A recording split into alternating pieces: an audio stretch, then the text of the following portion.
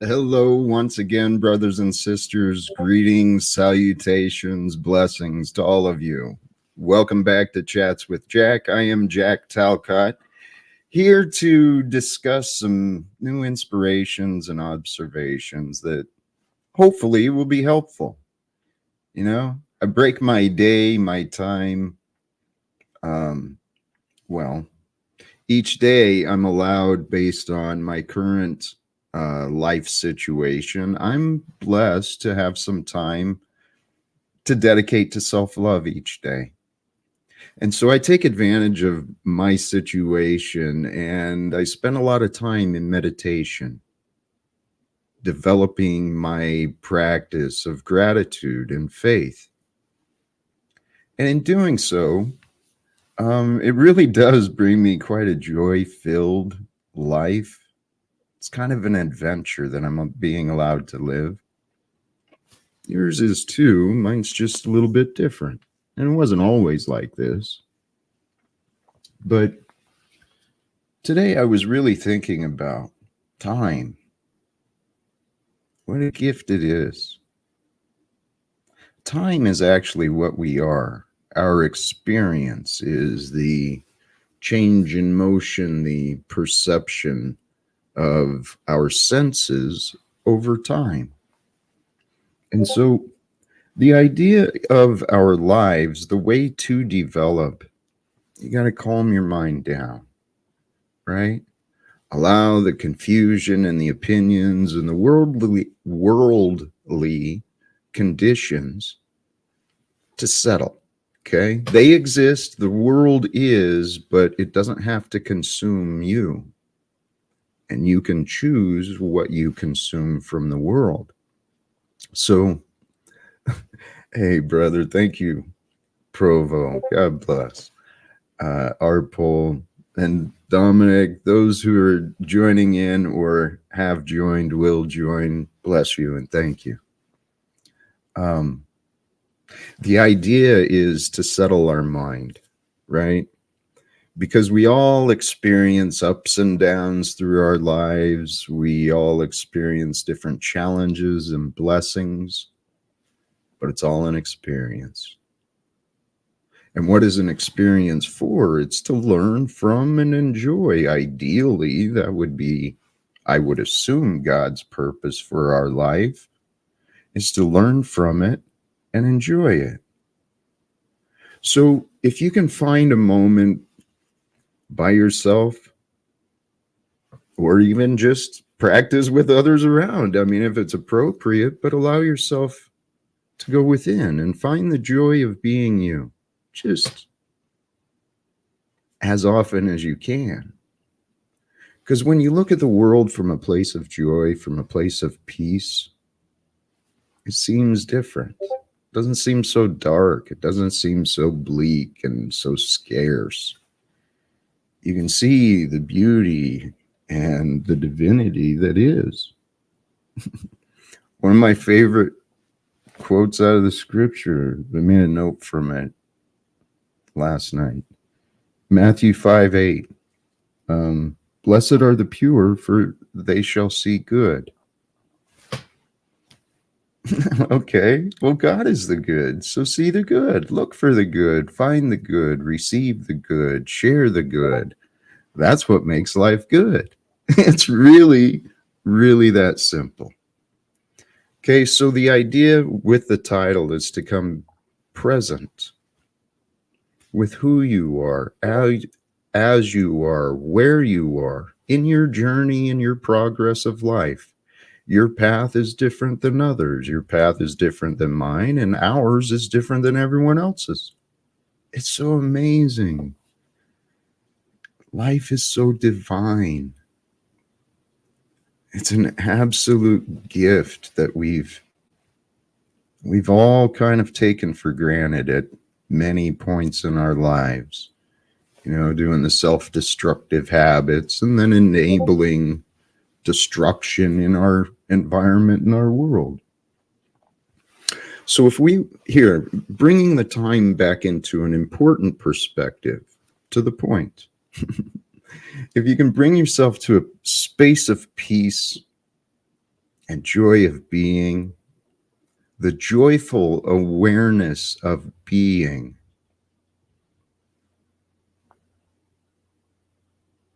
I imagine God is like that. But if you look at your past from that place of peace and joy, and look at your past, all the memories that you've experienced, the good and bad, with a purpose, not just to remind yourself of the mistakes of yourself or the mistakes that others made, or how bad you feel about something being gone. Let those go. I didn't mean to bring them up. I probably shouldn't. But if you look at your memories, look at the past as a subject to be observed.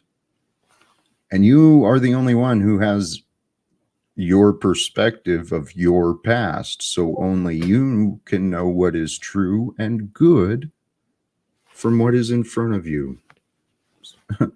Subjectively speaking, your past. So if you look at the past today, from today, look at the past from a space and a place of peace and gratitude with the purpose of learning.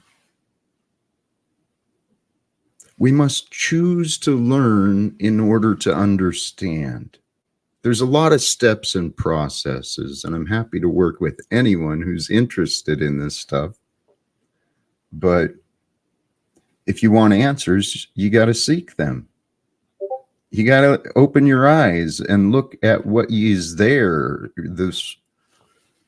The answers are abundant. The solutions are clear, not only for yourself, myself, this world.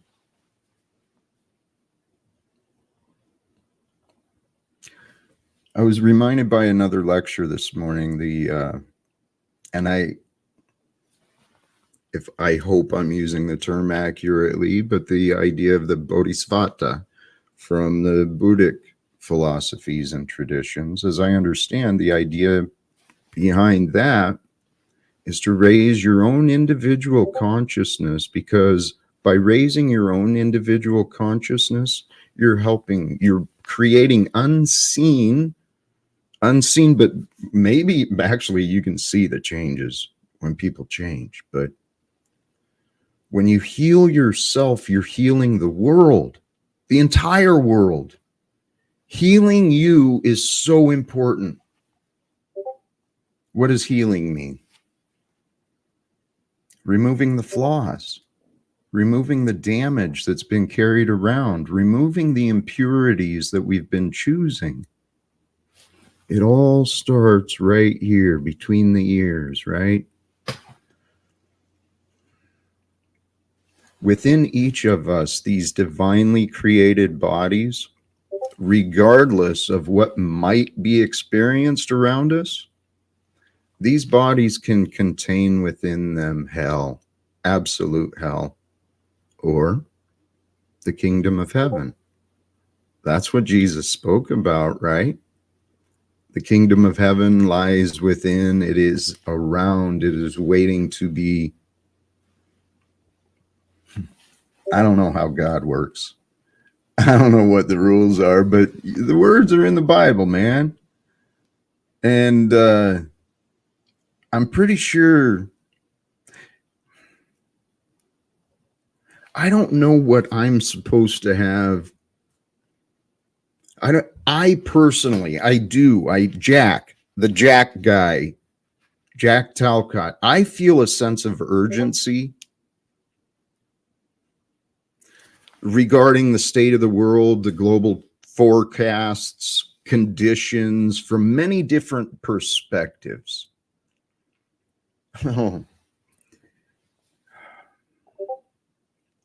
I feel a sense of urgency, but my faith in God is incredibly strong, and I've got great faith that God will allow humanity to change. The smile came up because God is so amazing. Praise God.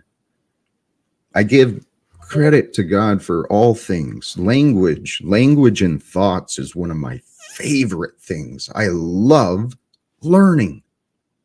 And today I was reminded of a word, polymath, someone who's wide fields of studies. And that's what I've been blessed. I don't label, but I can fit that description. Is it, if you're talking about a beep that's coming through, it's something in my connection. I don't, or no, you know what? It might be Discord. I don't know how to do that. I hate some of these apps. I don't know what I'm doing in this world of technology. It makes very little sense to me. I mean, that's not true. That is flat out not true, Jack. I don't have the desire or interest in learning and trying to understand technology better. Not at this point, but sorry for such a segue. Hey, for those who do want to come up, I'm in a very kind and gentle mood. The link is posted. Anyone is welcome.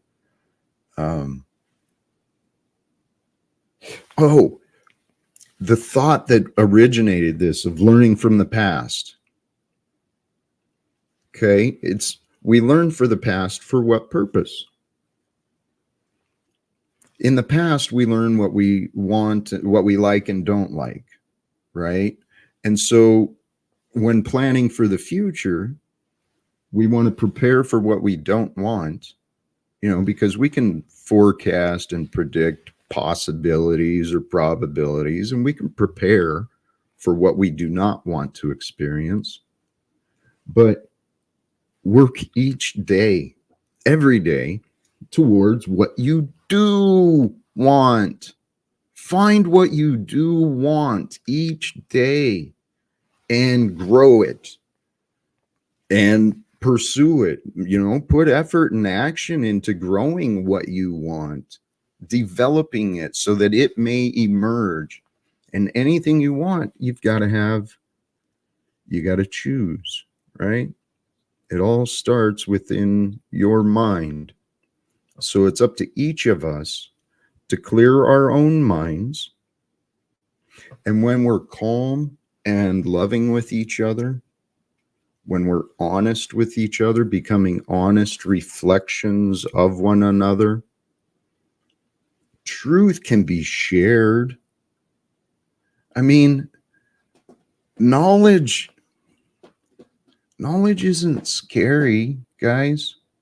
Serious, it's not a bad thing to learn something new.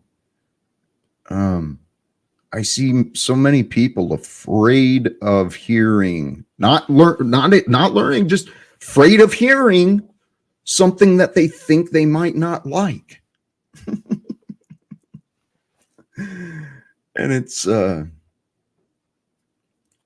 praise God. Do you know we get to be part of the human species? And you know how much history has been made by that type of animal? And some of the things they've done? We're a part of it all.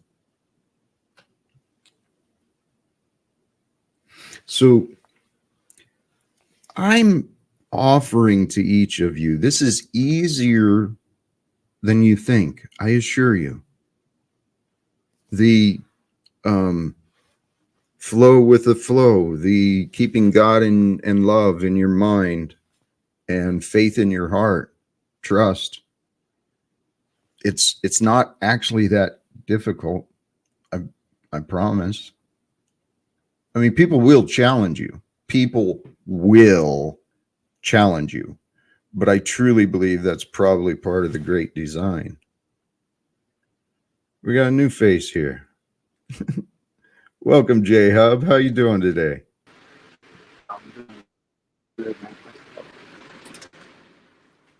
Dude, it sounds like and kind of looks like you're calling from a space station.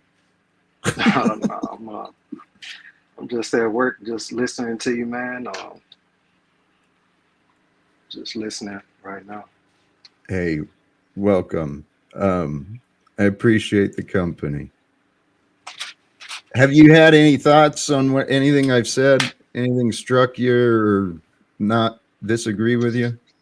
Um, like like right before I joined in, you were saying um, like, oh, you don't want to be, you don't have a desire to learn technology, but I don't know. I feel like that might help you become your greatest version. You know, become the. That might be the what the world needs, right? You know what, brother? You might be partially right. My hope is that someone who's already found that joy, they actually enjoy that. I'm hoping they want to join the team. Right, right. It doesn't pay well right now, but I think the world would probably reward. I think the world would reward a movement that finds a way to end wars and slavery. And I think that's what we're doing, man. That's my goal. So it's a pleasure to meet you, Mr. J Hub. Right, right, for sure. Man, Um, I actually tapped in. I saw you on actually on Anton Daniels' channel, and respect. it was like you were just having a conversation with him, and a lot of the stuff you were saying was kind of resonating with me. So I followed you. This is the first time I actually seen you on live in a while. So You know what? Perfect. Everything is revealed to us perfectly. I just said this in a message to someone earlier.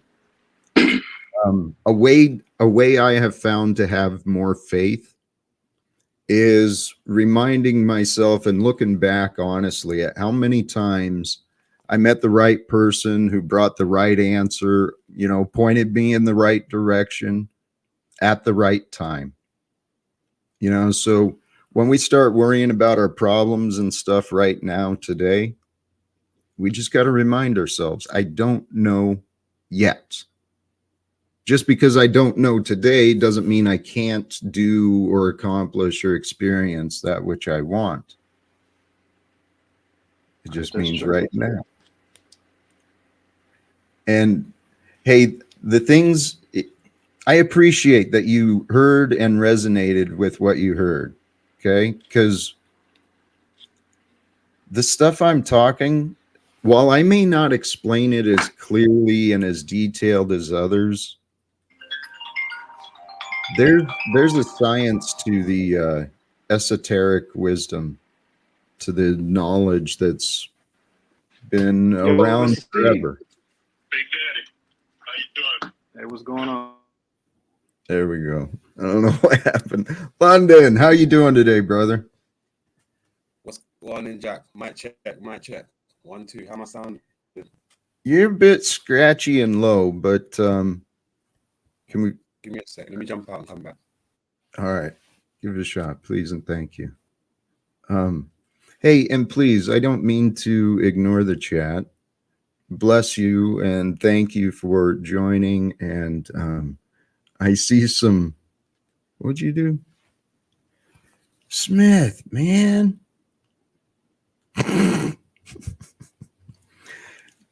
Smith. I'm going to use you as an example, okay? I appreciate your and not to put you on the spot because of an honest explanation of what you're facing, but guys, this is not humans are not made to be slave animals, okay? We're not made to be working ourselves to death. We are here to work. We are here for a purpose, and we're all on our own dharma, if I'm using that right.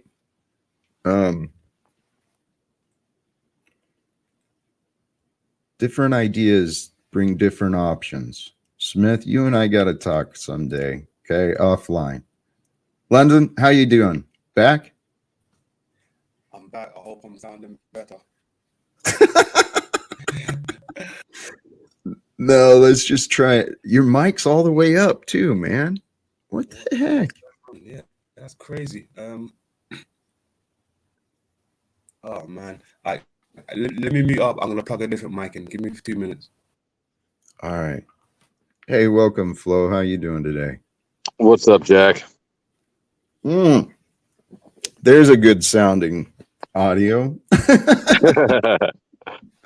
Welcome, brother. I'm feeling blessed and present and at peace again today. Well, that's good. I don't think I've ever heard you have an unblessed day. Thank you for observing that, because that was something I told myself I would not do again. When I started overcoming my misery, you know, my suicidal thoughts and deep, dark depression and all that crap, I accepted responsibility for the misery I'd been imposing upon myself. And I said, never again. I will never lay my head down and take that day for granted again. So, What was the source? I mean, what was the source? What was causing you to impose that? Or like, you know, what changed besides just changing it, if that makes sense? I found a purpose greater than myself and greater than just those around me. Yeah, that's pretty important. I read Victor, what's that book? Man's Search for Meaning. Yeah. And yes, I haven't read that yet, but sorry, please, what were you saying? Oh no, it was a good convincing book. I read it when I was younger for school or something, I think, and then I read it again in jail, and it's definitely worth picking up. You could knock it out in an hour or two. Thank you. You know, I've heard Victor, can't remember his last name either. Starts SH. It's Frankel, isn't it? Frank, maybe that might be it. Anyway, I know who you mean, but for life, for us to live life, we must find a purpose. And so actually, this is something I've been thinking about too. Okay, so I spoke earlier about bring yourself to a place of peace and gratitude for who you are and where you are today.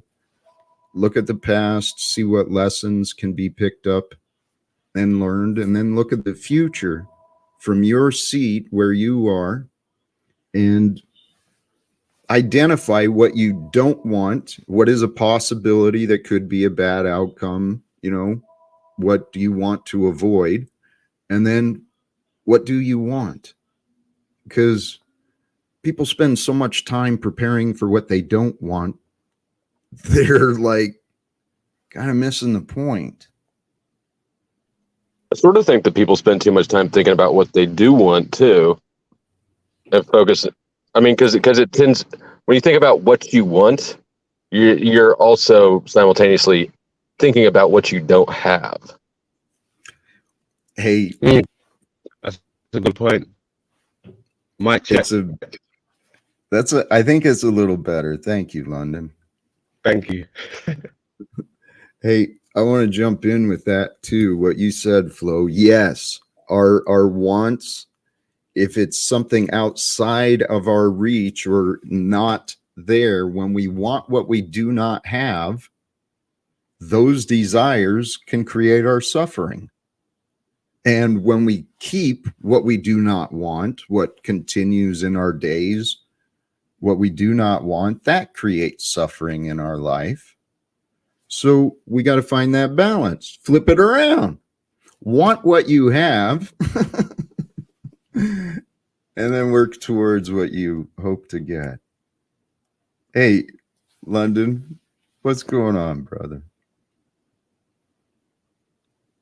Hey, I just thought I'd stop in, check in with my people, see how you're doing. Salute to you and your chat room.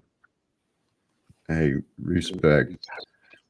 I'm gonna keep you mute. Well, actually, it's not. Never mind. Your audio is not that great, but you are welcome to stay. I love London, your energy. if you could get your mic together, that'd be fantastic because you've got a pleasant accent. Yes, I know, dude. So if you could quit fucking that up, we'd appreciate it. You know what, Flo? Thank you for saying what was appropriate. Because London, yeah, brother, you've got a beautiful accent, energy, flow with you, but you're technology, brother. How is it now? Mic check. It's A little quiet, but it's better. You don't have the same issues, but if you could turn it up a little bit. Okay, I'm gonna try that now. Thank you. I don't think I would ever call another man's voice or any other part of him beautiful. I would choose a different adjective. just maybe I'm making a mountain out of a molehill, but Well, it could. What I'm hearing is possibly a rejection from the feminine perspective. possibly. I don't know that I've thought about it that deeply. Of course, I never would have volunteered the possibility that I might be twin flames with another dude either. So, You know what? I get it. These are unique circumstances. The reason I did point that out, though, it's a common symptom of men. We get this. Well, it's part of religion and society. We get this kind of superiority to us, and push away the feminine qualities that are available within us. And I'm telling you, well, I think that there's an appropriate place for it. I'm not. I would guess I wasn't trying to get that. No, it wasn't that. It was more of a joke. But I think that there is right and wrong places for him. well, on my path, okay, God, we are the physical expression of God's love. Nature is, time and space is. So love is confusing. It attracts and repels. But You know what? I might have been too close-minded too. I want to try something. Hey, London, Yes, sir. you're beautiful. Likewise, bro. You beautiful, bro. God, that felt good. hey, and if that makes you uncomfortable, London, there might be that same thing within. London, you have to say it to J-Hub now, and then we'll just go around in a circle. No homo. It's not one of those circles. Oh, I can just hear Snafu now. Hug a buddy. Don't let him fool you. He loves cupcaking. I know. You know what? We all do. We all love to fucking hug and laugh and cupcake, and we all love to be soft, but we all love to play that tough character too. Men and women. It's this world, man. We got to stop fighting each other and start figuring out, okay, how can we have fun and clean up together like the whole world? It's falling apart. Your ambitions are just so massive. Well, we got to clean up the whole world. We got to end secrets. We got to end wars. yes, but it starts within. The micro is the macro. And this is why I'm suggesting this. I've already gone within. I'm saying, hey, let's do this together. Go within. I'll help you. No, you won't. You're not going within me. Within the mind, man. Let me in your mind, dude. I will. I'm in favor of secrets.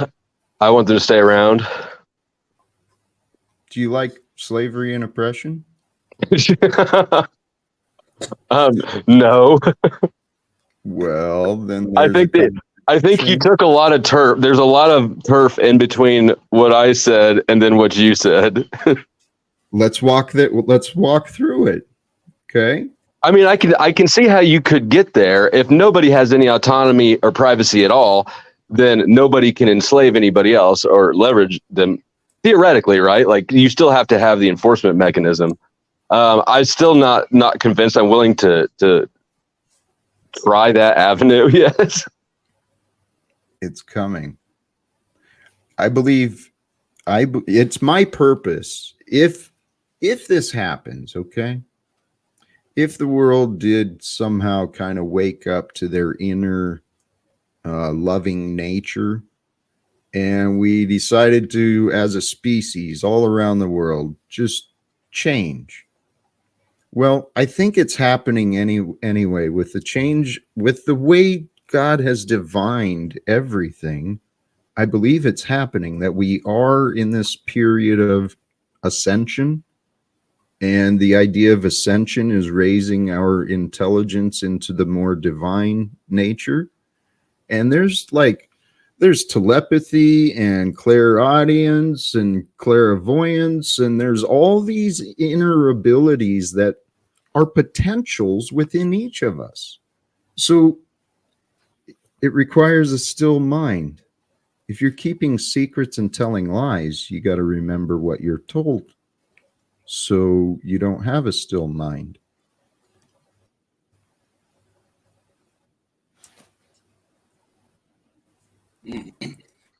I agree with that. You have to remember the lies that's been told to you also to decide. A lie and a secret are a different thing. You don't have to keep track of secrets. You just Okay, fair enough. The secrets I'm talking about, though, is where lies are told to to withhold part of the information, because a partial truth creates very convincing lies. And right now, we've got a species of humanity all around the world. Many are literally killing each other for this bullshit symbol that bankers imagined, right? So I do it for the skins. For the skins. Dude, there is so much sickness, and it all comes down to people make choices. People make evil choices based upon weakness. And people are placed into positions of making evil choices by the systems of economics that divide us. I should have the same access to the citizens of our government as these wealthy corporations. But I got plenty of evidence that my efforts haven't helped. So there is a way to overcome all of this stuff. I asked this question on a panel the other night. Chicken and the egg thing. I can prove that the corrupted systems have corrupted the minds of man, but corrupted minds wrote corrupted systems. So which came first, corrupted minds or corrupted systems? Well, if you got rid of the dollar, do you think that people's corruption and power dynamics would change? I think it would be much. Yes, I do, because I think it would be a lot harder to get an army with you if there wasn't such a, inequality in value of humans, right? So in the past, when we've tried to get rid of the competition of capitalism, has that increased anything good? It brought forth a lot of lessons. Like, don't do that again.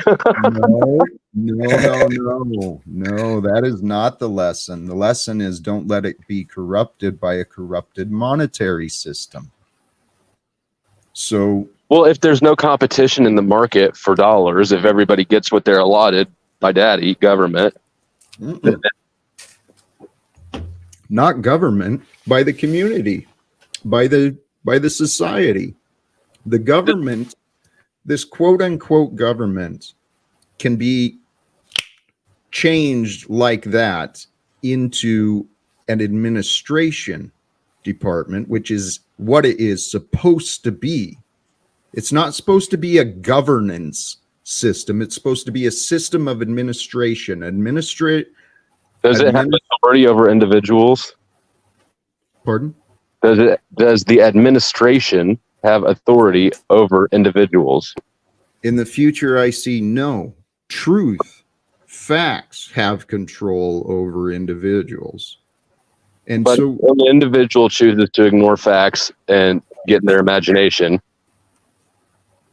well, this is where I imagine that we're going to work together to help each other stop with our denial. Because That's what I'm doing right now. What's that? That's what I'm doing right now. We got to get off of communism, Jack. The communism thing isn't good. I've never said communism. I know. No communists say communism anymore. It's a taboo word. But no. How about instead accept what I've said? What I've said is a resource-based economy. Did you look into Jacques Fresco, or did we ever discuss him? I don't think we've discussed him. He's I could pull it up, but he's, if interested, I'll give the link. Yeah. He's Can I touch on something you said? Yeah. With the how do you put it? Oh, fucking, I slipped my mind again now. Okay, people with the system in place, right? You said something like, if the system wasn't there, would we be better off to some degree? I think it was something like that you said. But I feel like with the system there, we'll always be trying to get one up on each other, right? With the system there, say like, for instance, I want to get a better car than my neighbor, or a better house than this person, and that's involved in the system, right? We've got to go through a process to get these things. But if you remove like the system, and how would we get one up on each other? Like if there was no cars or none of these things, so it'd be back to basics. No one would be trying to get one up on each other. Like no one wants to get more knowledge in the Bible than another person. Like I'm not really into the Bible, so if you took away all the trinkets and all these things, and you just left like religion or whatever, it's almost like would people want to get one up on another person with religion? Like who would want to be the more godly figure? Do you understand where I'm going with it?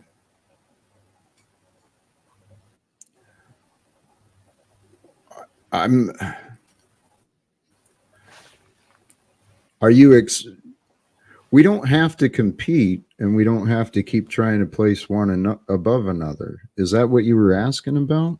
Yes, basically. I'm saying with the system there, because there's always going to be shiny cars, trinkets, houses, and everything, we're always going to try to get one up on our neighbor, even though it's not our intentions sometimes, you know. Should I be successful in finding clear ways to communicate? What brought everything to the state of today throughout the world, our individual lives and the greater picture? Selfishness brings misery.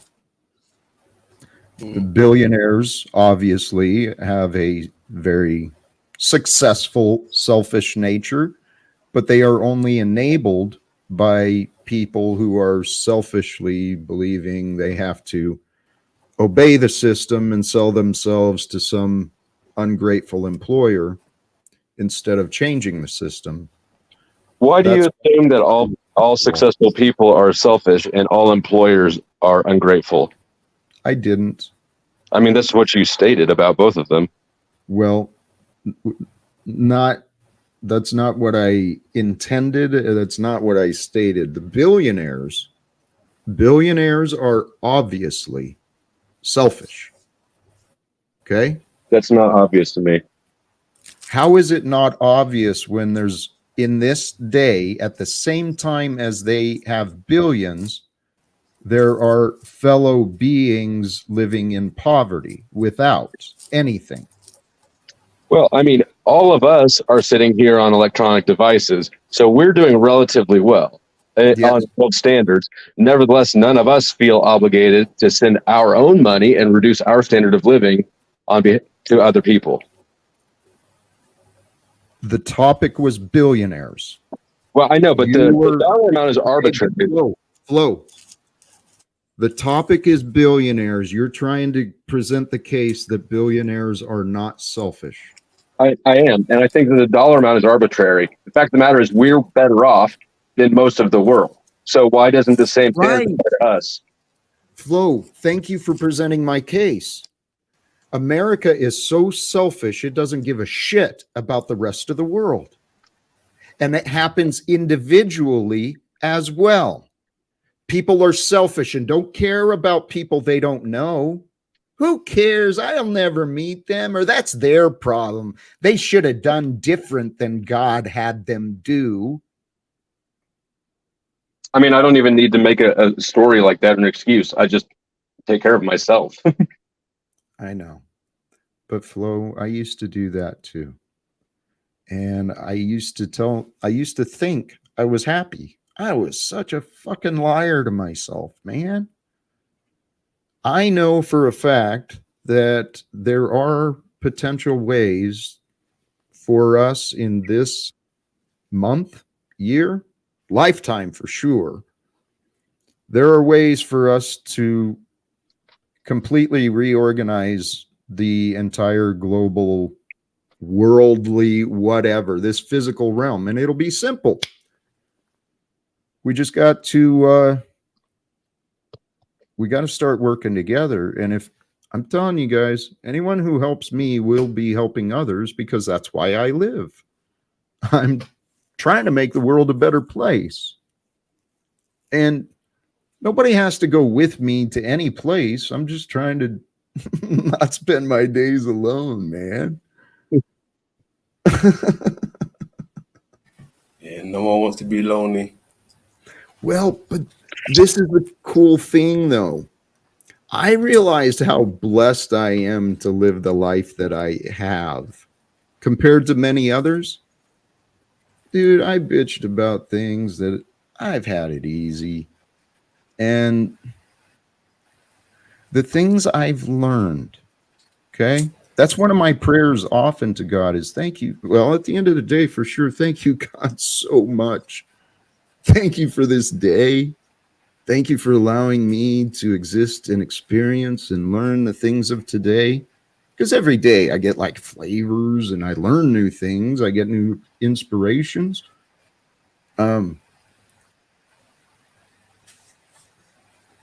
Sorry, I forgot why I started talking.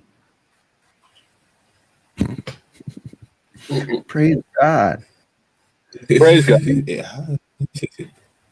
Oh, this is where I'm at. I do not know what is true. Okay? I don't know. I only know my perspective of my life. So far, for Sorry, many is that years. always off stage? Is that like, do you keep that with you?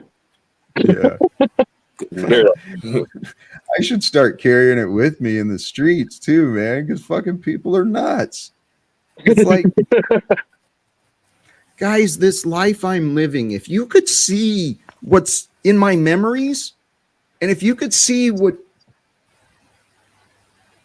praise God. Praise God. I don't know what is true, okay, beyond my perspective of what I know. But you guys have seen much evidence. There's plenty of people who tell me I'm wrong. And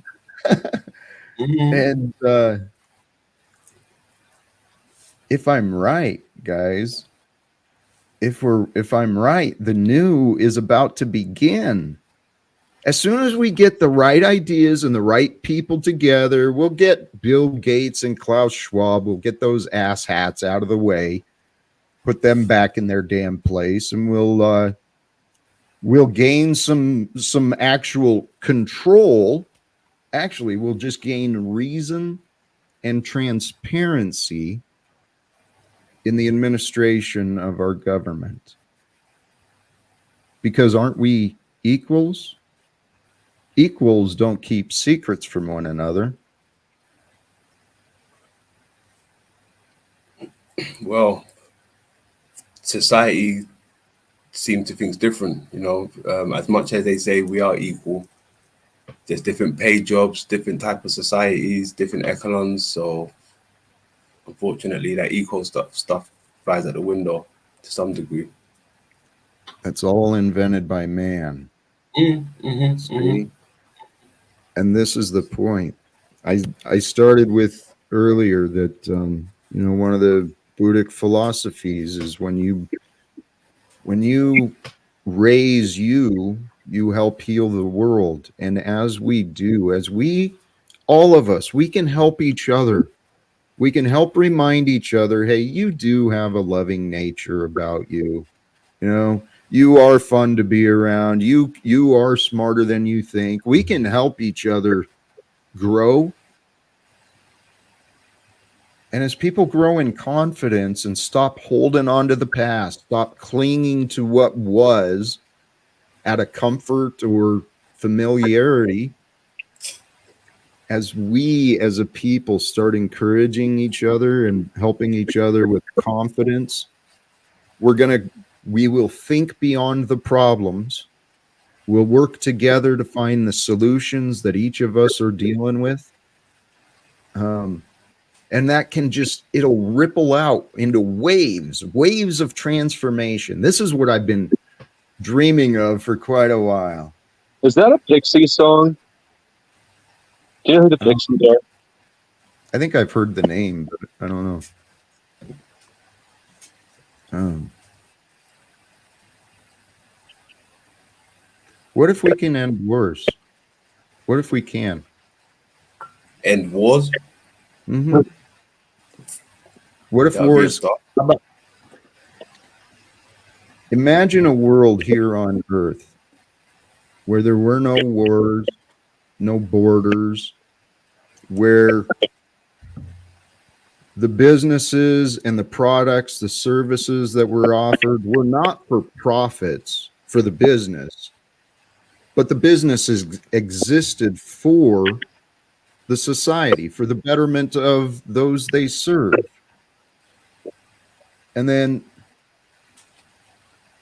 dude, we could, and I honestly think it is possible. How it might happen, I don't know. And if it might, I don't know. But I honestly think this is the time where God may allow the veils to be lifted.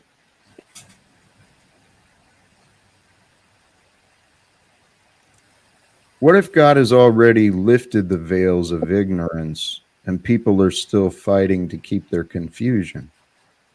I like that. Well, and then what if all time is an illusion and it's always been now?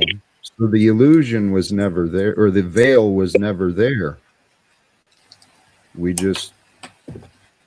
became ignorant because we denied ourselves from accepting the truth.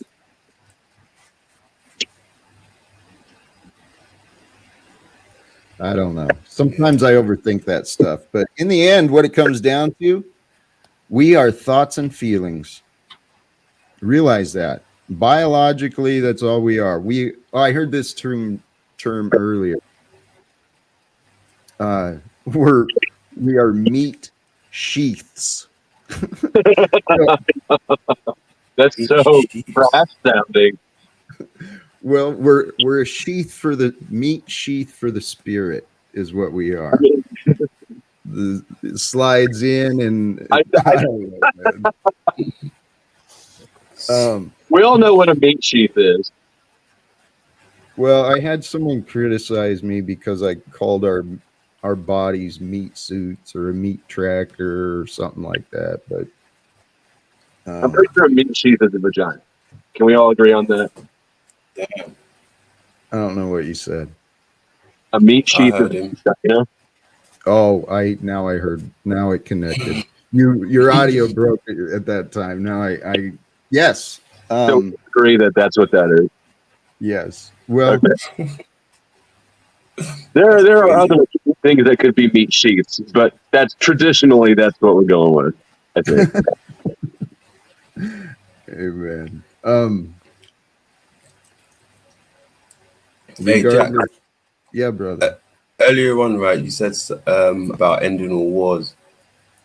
Not too long ago, they had a chance to do that for some time now with the the, the sea rolling in. Remember that thing that came in? The whole world went upside down and all the wars came to an end. I don't want to say it on because we might get stricken. But that virus, the sea virus, remember when that came in? All wars ceased for a little while, right? And I don't feel like that was peace, right? Because if there's peace, that means there's going to be no more wars, right? So I feel like that was just a moment of calmness. I don't think we're ever going to get peace, only calmness. I think peace is something like wishful thinking. Calmness, yeah, but peace, not in this lifetime. I would suggest that the whole world was at war at that time. Oh, yeah, a silent war. You could say that, a silent war. It wasn't as kinetic. There was some kinetic elements to it, but When we heal ourselves within, each of us will know a world of peace. Okay. And that's honestly what I am living. I am living in a very peace-filled world. I'm inviting others to join me so that we can maybe share the peace through the world. That's what I think we're supposed to do. And I think that's why I am on this life path that I am.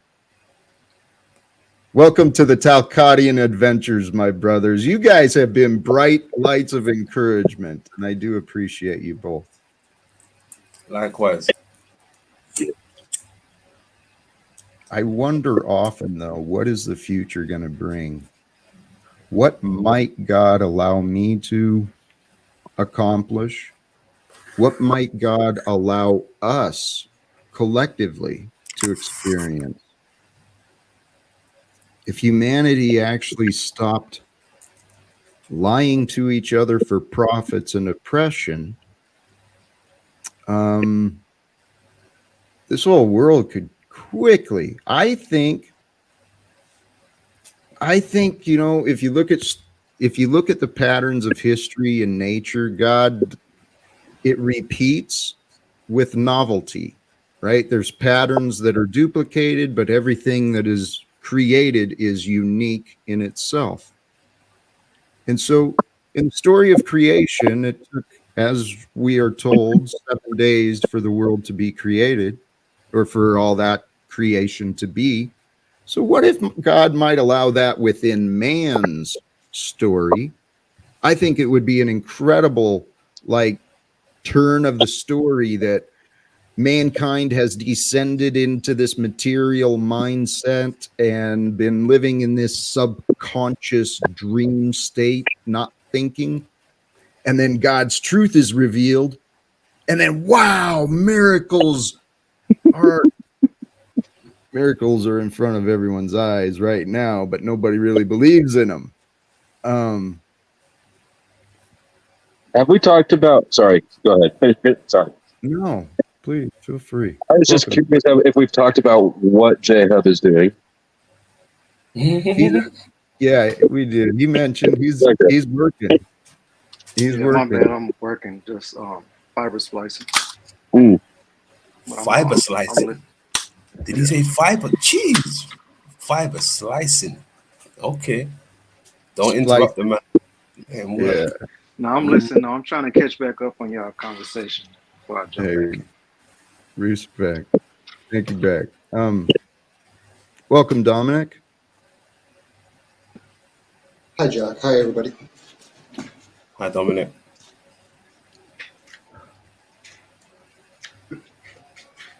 Forgot what we were at. You guys got, please, anything? Yeah, there was something you said actually, but I'm trying to remember what it was. It sparked something. Give me a second. Yeah, What was it? blessings. Hey, that word spark. That's the word that I mean, in my own practice, I do practice what I'm preaching, what I'm saying it might be helpful. It's the things I do. I spend time each day purposefully, intentionally going within. First, just to calm down and just bring the peace of breath forward, right? Because there is a peace just from the breath, just from breathing and being. We are peaceful until our egos move us. So all we got to do, man, is surrender the ego into the stillness. Mm-hmm. And then I purposefully, through memories and different thoughts and imaginations, I find a ton of gratitude. And so feeling good at a moment of peace with the recognition that the whole world is still doing, right? It makes me feel even more grateful just for that moment. Because I think about all my buddies, they're still at work, or they're at their job. I know how hard those postal employees work. Some of them bust their damn ass. They work hard. Yeah, I'm thankful that I got fired the last time I did too. Hey Jack, it was something you said earlier on, right, about the miracles. Um, I feel like we create our own miracles, right?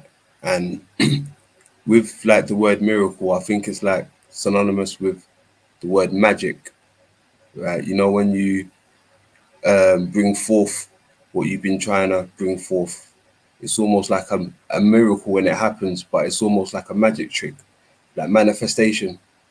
The things that I've got around me now, I remember asking for that when I was incarcerated, and slowly but surely these things have fallen into place. It's not magic, but it's a miracle because it happened for me.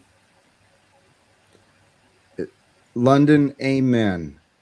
Here's something here. Let me address this. Somewhere in time, thank you. I appreciate the wishes and enjoy that hike. The sunset hike. That sounds nice. Definitely enjoy.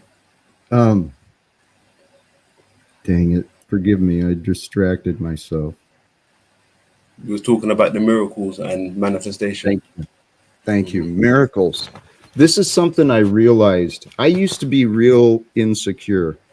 I would never admit it, but I was afraid of being wrong, afraid of not knowing the right answers. And what I realized is we each get to define words and define symbols and define events. We get to define everything for ourselves. So the idea of what's that? Oh, I don't so think it's so for me, the idea of perfection, to me, I clarified that for myself. What is perfection? It's that which needs nothing more, nothing less. So if I can accept that definition of perfection, then when I still myself and I remove myself of the negative thoughts and the impure, as much as I can, I am perfect. I need nothing more. I need nothing less to be me. So I can accept my perfection, and then I just make sure and not sin. And I've already gone through the amends and repent and contrition and all that stuff, that confession. I've done that stuff. But we all have a perfection available to us to accept. The word that prompted this though was miracles. You know what? I do not understand how my body works. I do not understand how as I understand, I breathe in what the trees breathe out. I don't understand why I have to sleep and then why I sometimes just wake up. I don't know. So to me, it's like kind of a game. Every day I wake up, holy shit, it's a miracle. I made it through the end of the day. Holy shit, it's a miracle. Life is what we make it, man. I think it's pretty amazing. I don't know if anyone else caught that you just achieved perfection in that little story. That's Yeah. a first. That's a first, I think. Congratulations. Well, brother, this is something that I really encourage everyone to consider. Okay. We as people, well, this can be explained so much, but we need to trust in God's perfection. Okay.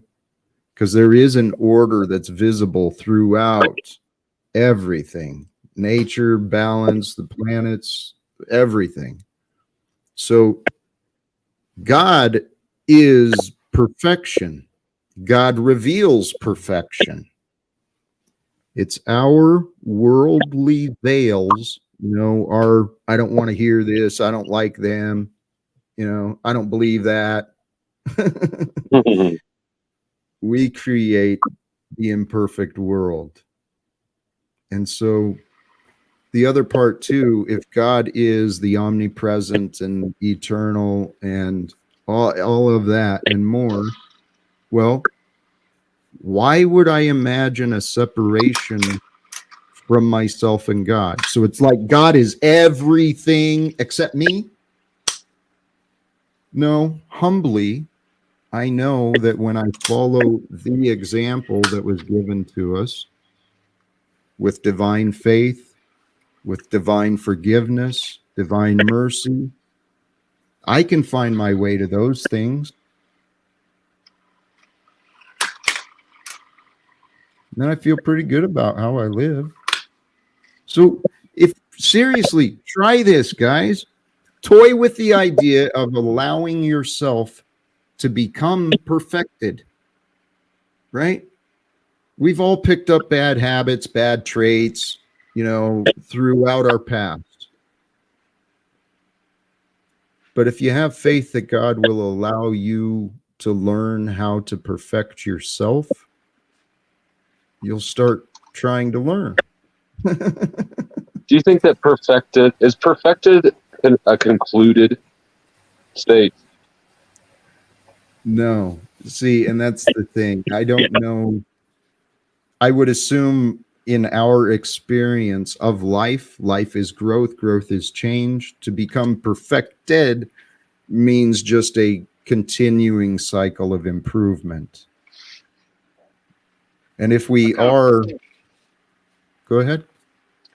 No, I feel like, because like in my life, I kind of feel like perfection is the wrong word, because it's like I've been at a place personally like where I've um probably like 6 7 years ago I was reading. I had like an awakening, right?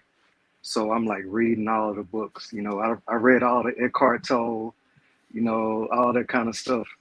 And it's like personally, I was like at peace. Like you say, I felt like, and I was kind of going on the same journey, trying to be the best version of myself, right? But at the same time, like while all of this is happening, I wasn't in the best position. Like I guess you would say, if everyone else in the world looked at me, it didn't look like I was perfect, right? Were you And in? then what's that? Were you in jail? No, no, Okay, that's never been in jail. Never been in jail. Well, I was when I started reading Eckhart Tolle and stuff. So Right, right. No, it was but like I'm like going through all of this, and like you said, I kind of felt like I was I wouldn't say perfect, but I would feel like is like my mental space, like where I was at, meditating at peace, like getting rid of my ego, like not worrying about all the world and stuff. But then my wife became pregnant with our daughter, and it's like so I don't know. It's like I kind of made, just to be honest, I made like a decision. Um, how can I say it? Almost to, because I wanted the best for her, right? So trying to think of a different way to say it, but I guess the best way to, would be to like say I sold my soul in the essence, to go work and give the lifestyle for my family and stuff that I wanted. Sacrifice. Um, I think right. So, that's what, yeah. but along that path, I started to put, um, you know, that kind of stuff above my own inner peace. And I stopped reading. I don't read. I haven't. I just started reading like a couple weeks ago. But like I stopped reading. I'm just trying to provide the best life for my family. So that's what it's kind of like. I don't know, when you say perfect, it's like I don't know. It's like can you really be perfect, spiritually and in the world, or is it like, because I feel like you said, this is our meat sheet or whatever, right? So you can have a perfect spirit in an imperfect meat sheet or your body, right? So if you're not able to manifest and get the things out of the world, are you really perfect? You know what I mean? So that's why I wouldn't use that word. I don't know, but I definitely get what you're saying when you say, you know, you're at peace, and you don't need anything else, like you said. So I have a question. Did you find that you were more at peace or happy or whatever? Whatever. Were you better off before when you were focusing on your well-being, or after when you're focusing on your family? definitely before, definitely Really? before, like before my daughter was born. That's the best mental space and everything, that I was at. But at the same time, it's like I started to recognize it, along the ways, but I kind of had to like shut it down. It's like I ain't got time to read that book. I got to keep grinding. I got to keep, I want this house. I want a bigger house. I want this, I want this, I want that. So it's like I put all of that stuff on the back burner consciously. That's the worst part. It's like if you didn't know, if I didn't know any better, it'd be one thing. But it's like I honestly can say I consciously chose to like shut that part down and get out here and grind and make money, which when I look back on it now wasn't the best decision. You don't think Hey, it was? Sorry. here, J Hub. Um, Perfect is based on perspective, right? And True. there is a perfect life that has been and will continue to be revealed for you, J Hub. I trust that. And I understand perfectly well the choices you made, and I wouldn't judge yourself at all. Okay? Your choices to do as you did for your family, or that's noble. I can understand that. I dropped my number and my email in the private if you have interest. I'd Right, love right. to Okay. brainstorm with you and see what ideas we might be able to come up with if you're All right. interested. Okay. I don't know how to get. Oh, I see it now. Okay, I I see it. wanted to I wanted to allow Dominic to jump in too. Did you have some? You were Yeah, if you don't mind, Jack, please. I'll just be sharing from my own personal awareness of, of the veils of enchantment that I've actually been able to spot for myself. Usually comes in the form of, for me, from prayer, inquiry, peace, silence, meditation, listen. Of course, I've done a lot of long fastings. So what I do is when I go inwards, it's presented to me. We don't act, for me anyway, I can only speak for myself. I apologize, guys. I don't see language. That's part of the awareness. Or you sit in the seat of the vessel, but you're never outside of it. For me, I can't speak for other people because I know people like to play with different planes, astral plane, mental plane. So when a person realizes you're not out there, but you're always here. When you're in the shower, you're still here. When you're in the car, you're still here. Once you become aware, then the outside world is just the material world, and I get to experience it through senses. And then I come to the awareness, you're feeding your vessel. Food and shelter is for the vessel, not for who I am. So then what fuels me? Called prana, chi, air. Within there's nutrients, such as, you can even get it through your skin with the sun. So now, whether or not a person values a concept of gods, demigods, aliens, reptilians, that might play a role. But for me anyway, when I became aware of that, so when I go to sleep, who functions the body? Not the ego. So when I'm hearing other people, who's running the vessel? Not the ego. So when I'm in that state, I realize, oh, okay. So then when I'm looking at an objective realm, where do I actually see all the words? I said, no, you're experiencing them, but you're not experiencing them out there. You're experiencing them from within. Hence why we have many receivers. For me, anyway, this is me talking, guys. I have many receivers inside, and I perceive those receivers. But I'm not the one giving me that. I'm experiencing them. So anyway, just a little bit, guys.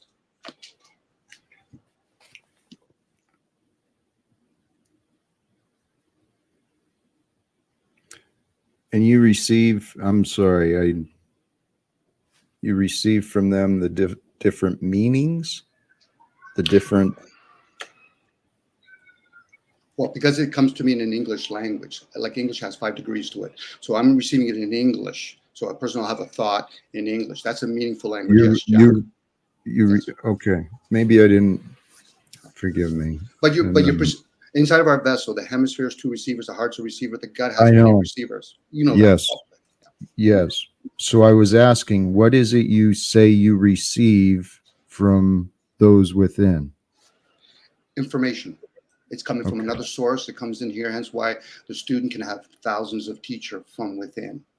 We think it's outside where there's teachings outside, but the one that's that's the teacher should really be the student at that point. Most people get into the initiation, but they never become the student at that point because they haven't allowed themselves to be teachable. Programmable, yes, but not teachable. Interesting observations. That's probably true. Yeah. Well, that's true, Jack, because a lot of us get caught up. Go ahead. So then what do we do to encourage others to, hey, it's worth your while and it's worth the world's while for you to go within and overcome your trauma? It could be, but you said a word, for example, doing is more the experiencer. It's like when people talk about self-aware, that's the experiencer. Aware of the self is the observer. So when but yes, go ahead. I'm sorry. No, go ahead. What point does that have to do with you're creating you're going on to explain to me a distinction you observed from me, but I don't understand the relevance. Well, it's from my experience from me, but yes, other people can, because we all have our own, we have senses. So I can't see through your senses. So now when I describe something like the sun, you're not seeing it through my perceptions. So what happens is, are we picking up on the sounds and frequency from the word? Right. Because you can't see the word sun. I might even say the word from my avatar, but you'll have a thought that usually flows through, like blood, for example, memory cells that's in blood, and you'll pick up the word sun. Now, somebody might turn around and say, okay, but I can say in a different language. I said that should validate that that object is not the words we're describing. Those are just experiences. Now, we have many more experiences in thoughts and emotions than we do in the lineal of the material. Okay. Yes. Okay. So you're offering a lot of facts. Yes. So now the purpose. So with that knowledge, that awareness, what do you suggest that people do? Some of it can be applied in doing, yes. But for some like myself, I'm a seeker. So for me, I get the experiencing part, but I want to be more the observer. And I observe those things from within. You can observe from without too, and that's where So you didn't answer my question. You told me why you don't consider that, but no, okay. I do. I have to function in this realm, so I can observe, being the observer, not getting caught up either or in how fiat currency works, how the moon works, how the sun works, whether or not it's flat or round. Those are just observations, you know. So I can be the observer, and I can absorb many things. Yes, that's it. I'm sharing just me, Jack. That's all I'm doing. I'm sharing me, and I know some Yeah. people will say, "How do I apply that in the material?" Well, the unknown manifests itself into the known. The known is the masculine energy. The feminine energy is in the unknown, but the known is actually things, and then there's the Okay, essence but of things. why are you? But Okay. for what value is this? I mean, I Okay. know, but what are you bringing this forth for? I mean, Awareness. That's all. That's all, Jack. If that doesn't call for it, I apologize. no, But I just no, share hey, awareness. you know what? Please forgive me. The stuff, what you're offering is very valuable, and I hope it makes sense to those who can receive it. Because I'm doing my best to explain this stuff, yes, for the purpose that if people, regardless of the complications, masculine, feminine, if you go within and recognize that there's healing within your mind, within your emotions, within your spirit, and it's all now. Right now is when we can heal. Right now is when we can forgive. Right now is where we live. So, Dominic, I love you, my friend, and I'm grateful, but you're one of a newer part of this experience, and I'm still trying to understand what is going on with many different people. Because I never thought it would be so challenging to find people to try and support the idea of ending wars and trying to reform this. I hold on. Welcome, Jesse. Good to see you too, brother. How you been? I've been okay. How you doing? Feeling good. I meant to reply. Thank you for the birthday wishes, brother. No I worries. got it. I called you and sang you happy birthday, but I didn't get a response. So I wasn't sure if you maybe didn't like my singing or something. Well, you know, Jesse, when you don't have anything nice to say, don't say anything at all, right? Hey, Dominic. Bless you, brother. Have you guys crossed paths? You know Dominic? No, I just seen in the Okay. private chat here it said hi Jesse from Dominic, so I was Oh. just saying hi back. Beautiful. Another beautiful day today. The ideas, well, yeah, the two main topics I was talking about, I wanted to talk today is about the value of healing oneself. In order to heal thyself, you must know thyself. In order to know thyself, you got to start giving yourself some attention. You got to quit worrying about what they're doing or they think or what you heard about that. And you got to think, what am I doing? What am I doing right now? Because I've learned all a lifetime. I have been learning a lifetime of information. And it brought me to today. And I've met people around this world. I bet you guys, Jesse, I know you have. We all know people who know people. We all know different things.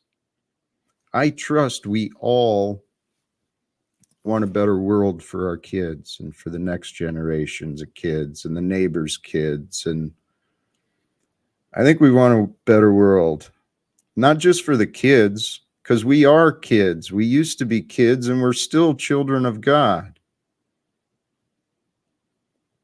That's right. I forgot kids is a, I don't know. If we start, if we can individually and then help others do the similar thing, if we can individually bring ourselves to a place of peace and gratitude for the day, and then help others, inspire that idea with others, feeling grateful for the day. Grateful people aren't as afraid. Grateful people aren't bitter.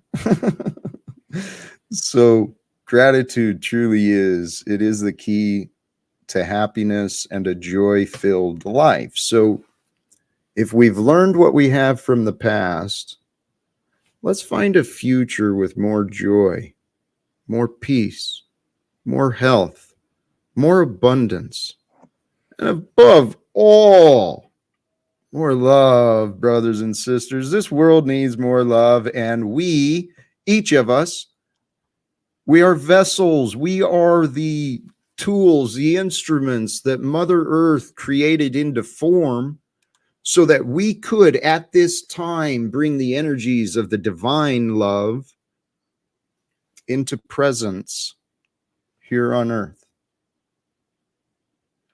And I think it's coming soon, brothers and sisters. I think peace is available for the world when we choose.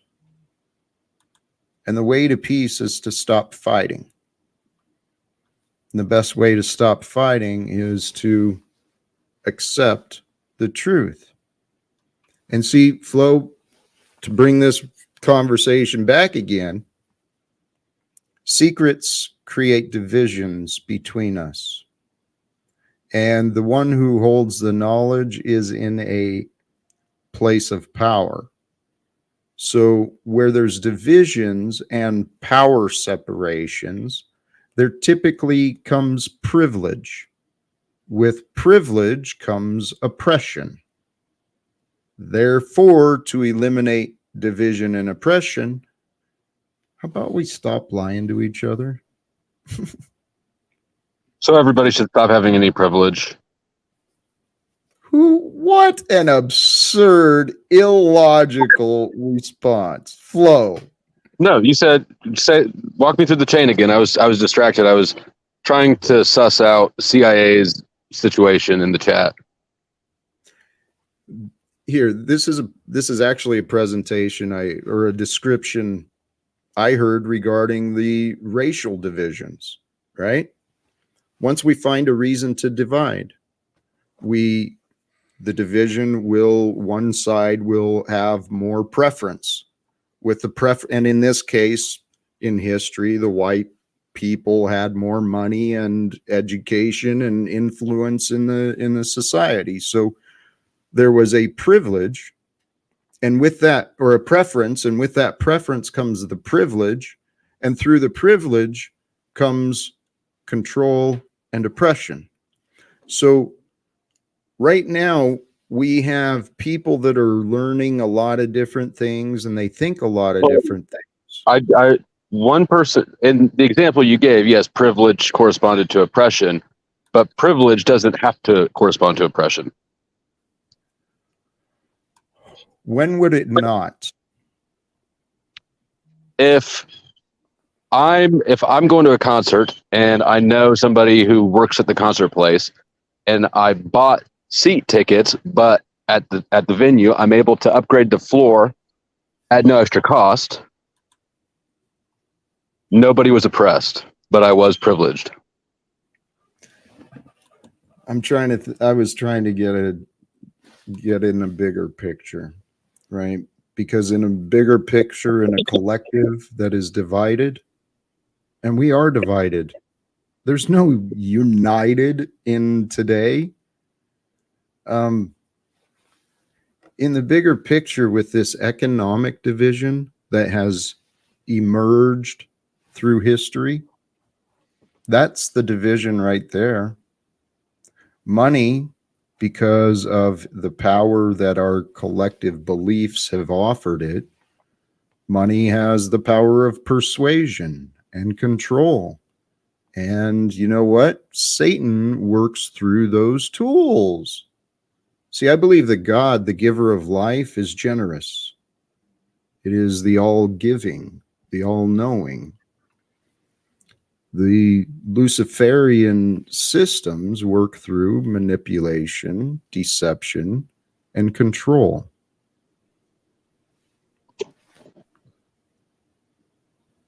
it's all pretty logical that slavery, well, money, while we've been conditioned, oh, it's a great value and it's a symbol of energy and what you've earned. No, it's a distraction from reality to keep people hypnotized in this, to keep people asleep in this American dream, which has spread through the world. Everyone's. Well, Jack, money is just the present symptom of an expression of human nature, which is competitive power seeking and self-interested. Correct. The selfish, primitive nature of man, which is the beast, it is there. But collectively, in Jack's opinion, no, you know what? Yes. I'm speaking not from opinion, but based upon facts and logic.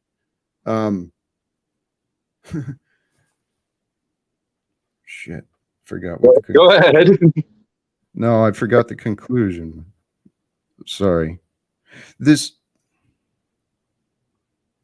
We were talking about the separations of money, right? I had just said that money is a symptom of human nature, not. Yes. Thank you. It is. You're absolutely right. This society, though, it rewards the wrong things. Our value systems have created the world problems. The society conditions us for the value systems. The value systems produce the jobs and services and future development. Humans have been conditioned. You know what? Here's where my faith comes in. Praise God.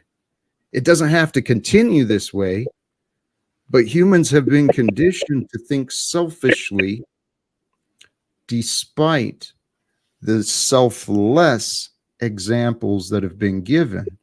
I mean, but that's just not true. You can look at all of nature, and every organism is programmed by God to seek out its own well-being. Yes. So what? We are spirits, not form. How God designed us. Right. And the game is to evolve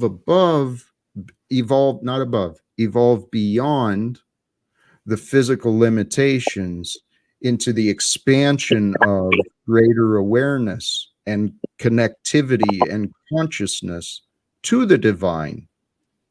So we're supposed to, like, I mean, that sounds very much like the Tower of Babel to me. No, because it's all within.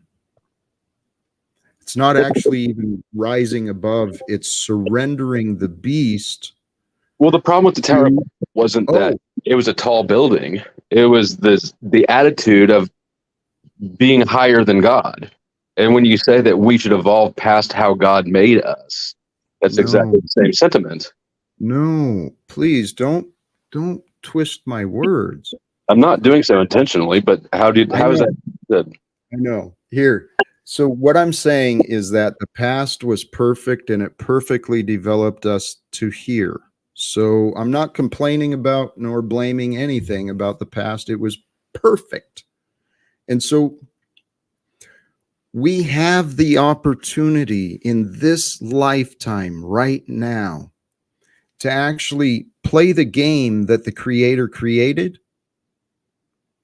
This is a game of life designed for our experience and development, gifted to us, graced to us. And guess what? There was a master player a couple thousand years ago, and there's been quite a few master players who've figured out how to resonate their energies into the frequencies of the divine creation. We can do far greater things than we've allowed ourselves to believe.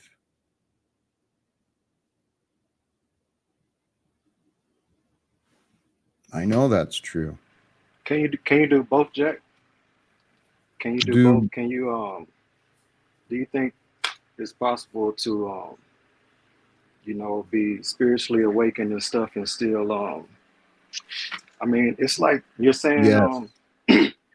it's like against money and against, you know, getting Hey, money. But I mean, is it any? Can you master both? Can you? It's J like Hub, you're trying to say you got to trade out one for the other.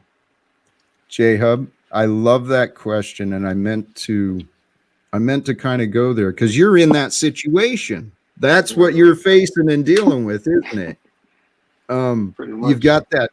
You do have righteously. You've got a moral obligation that you are honoring with your family. I respect that. That's what I was saying. Okay, so in the idea, as I understand the idea of the Tao, right, and Dharma, we each have our own paths, and so if you can trust your path, continuing to try and improve your path, but honor your commitments and find joy in doing the job you're doing today. You know, bless you, because it's a job that not just is allowing you to be rewarded to provide, but hopefully it's providing a service to someone else. So All right. I know, like you're saying, it's like I know you're making everything real personal, which is kind of important because like my heaven can be your hell. You know what I mean? We mhm. can be in the same place. So we can be on the same street and you can be in hell and I can be in heaven, you know? So Dude, I that hear is, that. I hear that fully. That's dope. well, right now, I mean, in the Earth's big, but not that big.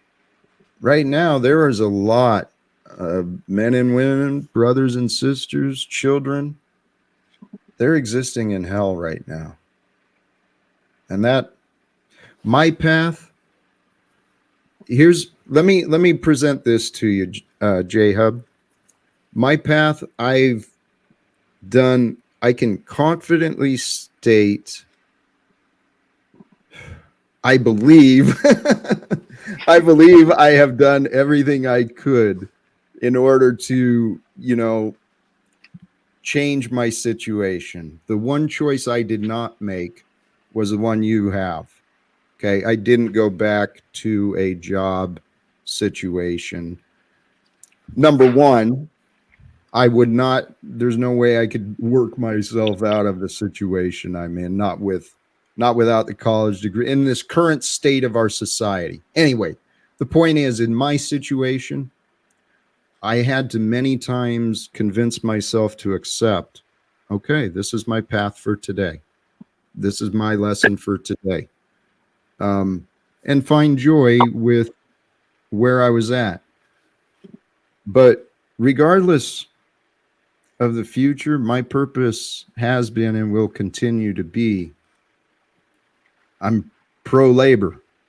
I love standing up for workers. I think workers deserve to be treated with more respect and equity. They need safe conditions to share their labor. I'm pro labor and anti job. I think we can reduce the number of jobs and improve the quality of life, transform everything that was. Hey, we got a new guest. Welcome, brother. How you doing today? How are you, Mr. Talcott? I just came in on the whole I'm pro labor, anti job, and I really need an explanation for that. I'm open to it. I want it. I'm ready to receive. Please pour into me. Fill me, Talcott, with your trying to words get of us to wisdom work for as free. always. Take me there. Well, it's the micro and the macro. It works on many levels. I noticed it about myself, and that's why I started considering the greater picture. When we don't stop and think, we tend to waste a lot of energy and unnecessary efforts, or, go in the wrong direction, spending time and energy on things that really don't return the value of our time and energy and attention. Okay, so I've explained it before. Choose more, do less. You got to stop and think. It requires thought. It requires intentional reflection, contemplation in the bigger picture. Just from what you can imagine, but include like the Wall Street hedge fund managers, include the dedicated IRS employees. How many jobs exist for the purpose of regulation, right? Gotta have an entire billing department, entire accounting department, entire HR department just to run a clinic, right? Yeah, but why are we throwing the baby out with the bathwater, right? Like, why are we throwing the jobs and opportunities, products and services out because the people have become reprobate, corrupt, and unable to manage their own affairs and situations? Oh, you twisted you started from a false conclusion. No, you're saying that the jobs are the reason for why the people are the way they are. I'm saying the people cannot do the jobs properly because they're not proper in their nature and lifestyle. I think you're creating. Okay, maybe I misunderstood something there. It's an imagined disagreement. My mistake. Yeah. Well, it's hard to accept, but the truth is, our world is lied. The corruption has humans. When we compete, it's harder than if we work together. Okay, why do you? Yeah, but okay, that's good. I like that. I don't want to do an argument. I want an opposing perspective that then drives the conversation, right? So why is it that we have to look at competition as something that's negative when I've experienced? I don't know what anyone else experienced in my life.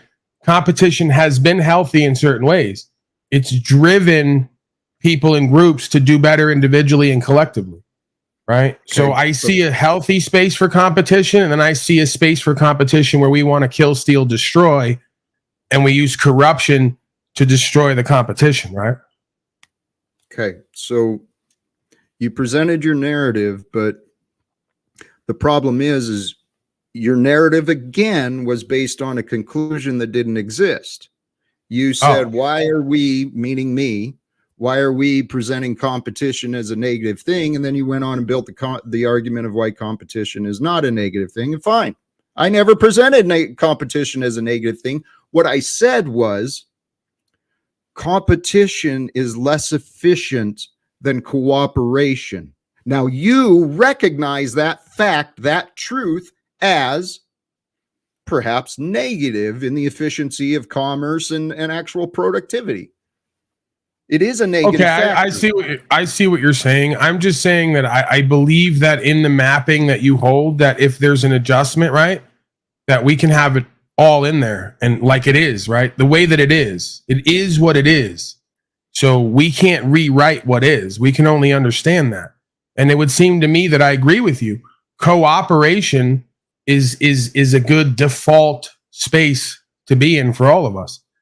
It might be that sometimes through competition, we learn how to establish cooperation, right? Because you have to see someone doing quote unquote better than you to do better for yourself, to then cooperate as equals rather than one leader, one follower. You see what I'm saying? I think so. The end goal, though, honestly, is I have envisioned with the topic we started with. I am pro-labor, anti-jobs. I think too many jobs exist for the purpose of simply regulatory purposes, in order enforcing and accounting for rules made by somebody else, someone far away. So regulatory jobs, in my opinion, are not healthy for our society, and other jobs that exist simply for profits, right? There's the business owners, because we have this competitive mindset. Each individual is competing, then each business is competing. And even if a business is failing, even though they find out their products are actually pretty toxic, that business is an entity that the employees fight to protect. So and they fight to protect that non-existent entity, that corporation, because that's what feeds their family. And it's, dude, which came first? Corrupted minds or corrupted systems? I agree with you that there has to be dare we speak about things we can't control, which is a slippery slope because it starts with us individually. We have to have an ethically, logically, morally motivated public, quote unquote. If we don't, it doesn't matter what the profit margin shows. The long-term results will be downfall. We know this. It's cliche at this point. The only thing that made America prosperous and products that had any worth was the idea that it was American made. There was some ethic behind it. There was some moral. There was some standard, right? Used to call it American standard. Where did that go? Right? So, yeah, you have to go ahead. Sorry, it got outsourced by the American bosses who wanted to make greater profits because that's what their American shareholders wanted them to do. This boss mindset. I mean, Donald Trump, wasn't that his show, the fucking boss show? And then he ends up a corporate boss for this corrupted fake nation we've got. I mean, this is absolute insanity. It is a shit show being shown to us on the news. When are we going to end it? When are we going to come together and say, hey, no more of this? This got to change. When you have an on-the-ground example of individuals who embody the left and the right brain, the masculine and the feminine, right? The right wing wants to say that the whole country is a business, right? The left wing wants to say that the whole country doesn't need business, that we're going to be a bunch of bleeding heart folks who cares for everyone like their children. And we have to have a middle ground. We have to be able to do ethical business, to create products and services to serve the community. And we have to have a caring nature to avoid slipping into, being detrimental to ourselves and each other, being profit motivated. So it's not a this or that. It's this and that. And that's why folks can't get anywhere, because they're always pulled side to side by their nature, by the misleaders, right? This is in all of us. That's why we flock to one side or the other. Most people are left or right brain. Well, that's the way society has taught people to be. People have, the solution, what you said, is morality and standards, self-standards, morality for our people around. It comes down to what people have been taught. And our children in the schools were taught to remember. They were not taught to think. Thinking people become moral because it's not always simple to know what is right or wrong in an instant. But people who practice thought, they can know. Yeah, but the other side where we'll always meet sort of not always, but we have in the past, is the action space, right? Once we've quote unquote practiced thinking and practice not thinking, there's a time for mindfulness and mindlessness. Then we have to practice the action space with that understanding. Right. So this is why I say, we can't sit in the metaphysical space and talk about caring and then not show what that looks like as an action, which has some doing and beingness to it in the world with results. I'm not contingent upon the results as it ends justifies the means scenario. I'm saying that lack of results indicates lack of attention to certain details and application in certain actions. Usually over time, right? Over time, if you take someone... Can be, but please, you've used that conclusion. I'm not saying absolutes. I'm saying typically what I've observed is after a certain amount of time goes by, if you're not seeing results in different places and different opportunities and experiences come about, something is amiss, and that's okay. Right. You're right. We're all improving and learning from each other, and what you're talking about is true, but we can only be ourselves. We can't let others control or dominate what we do. And Paul, I agree. An example for what you're saying about someone who's balanced and kind and stands for rights and freedoms. You don't live that, Jack. Why are you making yourself the archetypal person in this vision? I'm not doing that for myself right now. Why are you making yourself I'm here. You made the claim there was none. And here's something, maybe this I don't see you as that, and I don't think most people do. So why are you claiming that position? Right. Paul, you're in denial because what is real is Oh. right now. So chill out. So Just take a you breath. stand for rights, freedom, Take a breath. principles. Hey, can you take a breath? Okay, Just chill out. All right.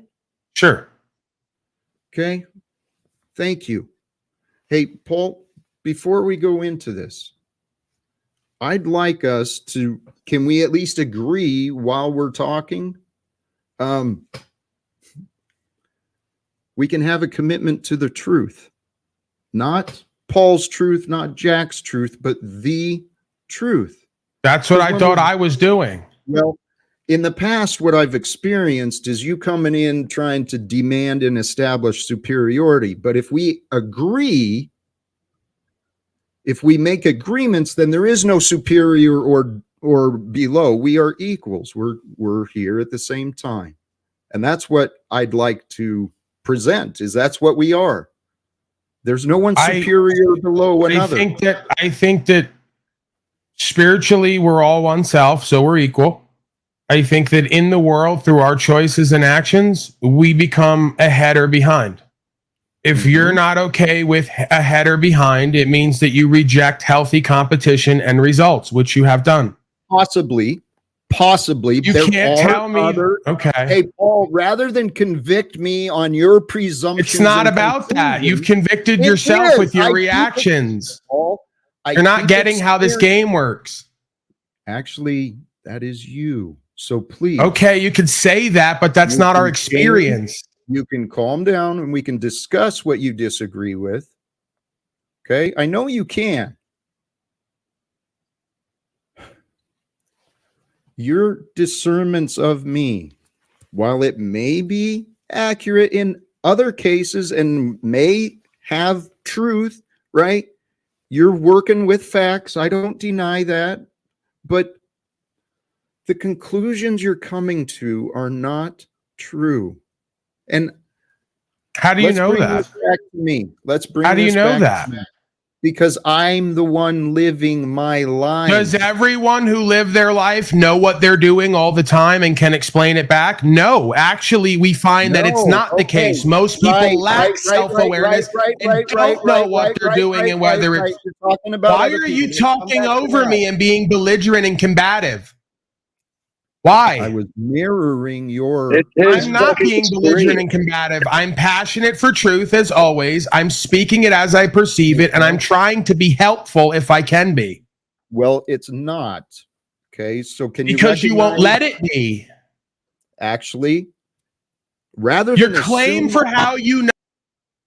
Rather than assume someone is wrong, Paul, especially Paul Unslaved. Especially when dealing with me, you better stop assuming that, well, in every case, it's like this and this. Paul, how many times do I have to tell you there is something bizarre, unique, interesting, unexplained? No. The question was, how many times do you have to be told that before you can accept it? And it's no. I don't have to accept that you're special and unique from everyone else in your ego. I don't have to accept that. Paul, the story is different than the narrative you keep imposing on me. No, you're trying to separate your journey from the rest of us as if we all don't have a journey in consciousness, awareness, and application. Never said that. See, your disagreements come from your false narratives, not from me. I give up on you today, Paul. Can you make it longer than today? What's that? Can you make it longer than today? It's getting old. Just think about it. Is anyone willing to try and help me communicate with Paul? Absolutely not. I'm tired of arguing with him. Is anyone willing to help me, to try and help me? Nah, it's 4:20. I'm about to smoke something. Smoke with me, man. Well, I'll give Paul the option. Paul, are you willing to help me communicate with you?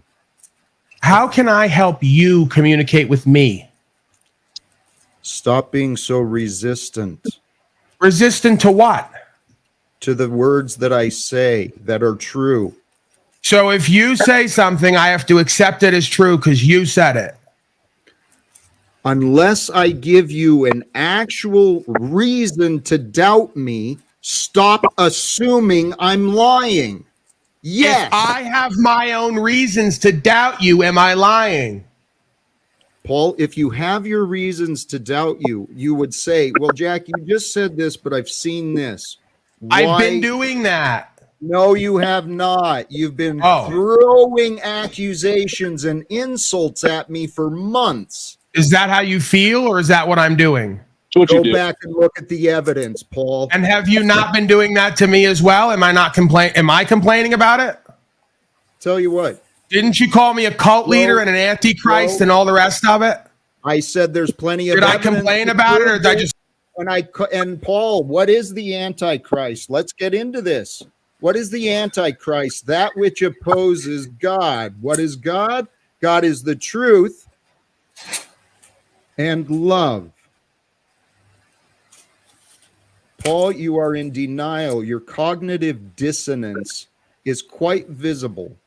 This is why I've asked you for I've respected you and suggested we speak offline, because you've got some understandings that you will process at some point. I'd encourage you to do it privately, but you want to keep pushing this shit online, eventually you will break, and the tears will come. And you'll be like, oh my God, now I understand. Oh, I'm so sorry, Jack. I had no idea what I was doing.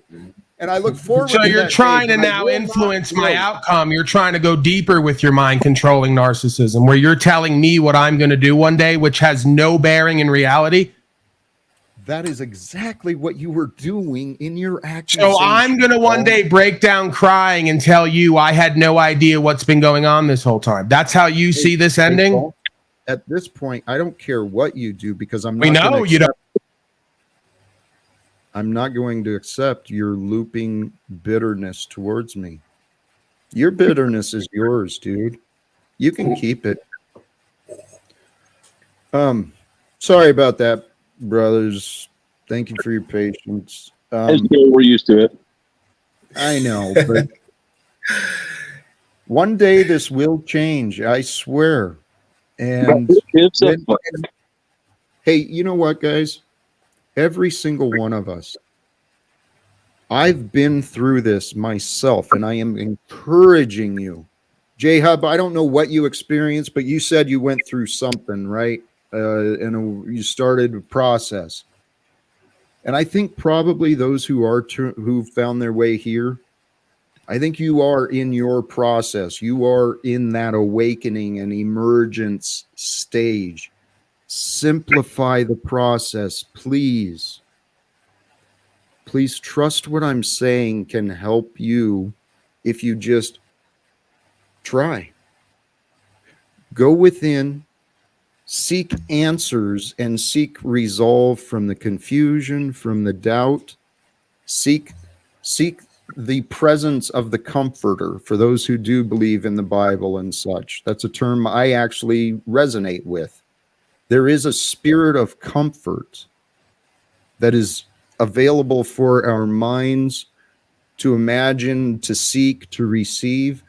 I don't know if what I feel is in my mind. Am I imagining feeling good, or am I feeling good? Did a comforter sit upon me, or is it my imagination? Who cares? Who cares? If you feel at peace in yourself, have faith that God will bring you to the answers you seek and to the opportunities that are greatest for you and your path. Please. Because if we all pick a direction, of something to change, to improve, those improvements ripple. As you start improving on yourself, doing your own self-development, maybe improving your health, dropping habits, whatever. As you start improving your light of being, the presence and image of you, it'll stand out more. And people around you, they'll notice something different. Hopefully they won't run away from you, but be prepared. Maybe some people need to run away, and we all influence each other very, very much. And it's really easy to think that we're insignificant or that we are all that, as they say. But I feel like wrapping it up. Anyone have any last words? No, all good. All right. It was. I mean, to be honest, it was a shame that you and Paul couldn't go back and forth respectfully. I do like when he, goes back and forth with people respectfully, but it is what it is. I'm gonna remove you guys. Thank you all for joining, and I will invite Paul again for another opportunity. Hey, Jesse, Flo, London, J-Hub, pleasure to meet you, brother. And hey, in the private, feel free to connect should you feel that way. Sisters, and subscribe. Oh, sorry, I didn't know. I was doing me, doing you, doing the wrap up where I go, hey, brothers and sisters, God's using me, but my results suck. And I'm going to go back to the life I don't like after no one offered me anything on here at the slightest bit of controversy and conflict because I'm dissolute online and offline. Right. So it's shocking and scary. I want there to be resolution. We had the week that we took the damn THC cookies, go back to that. You need to be medicated. Maybe I do too. Okay. I'll meet you halfway. The week that we had the THC cookies, you didn't throw me out, right? We disagreed. We carried the energy over. It was great broadcasting. And then we went back to this, where I just can't be me and speak truth anymore. You get triggered and reactive. You think you have to teach me something when I'm not seeing what you're teaching me at this point that I'm not already employing. And forgive me if I'm missing something. I'm open to receiving it. If I get it later, I will correct the record with you. It's a long game with me. I don't need to leave your life, right? No, what changed with me, Paul? And you're right. It was fun, and we've had a lot of fun together. Right. But my life has not fucking changed.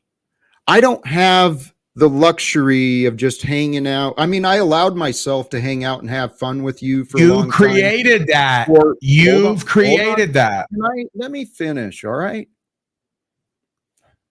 I've got to refocus my purpose because I have goals of succeeding. And Paul, you're ungrateful for what I've brought. You haven't offered me gratitude or anything fucking pleasant. Just why do you need gratitude more than me showing up and having fun and enjoying the moment and day to day and year to year? Why do I need to come to you like a woman all the time, telling you what I feel about you for you to be validated? You don't.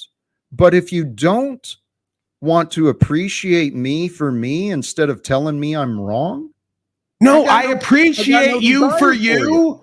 And I see in my bizarre vision where it could be better. And I want to see that for you and with me.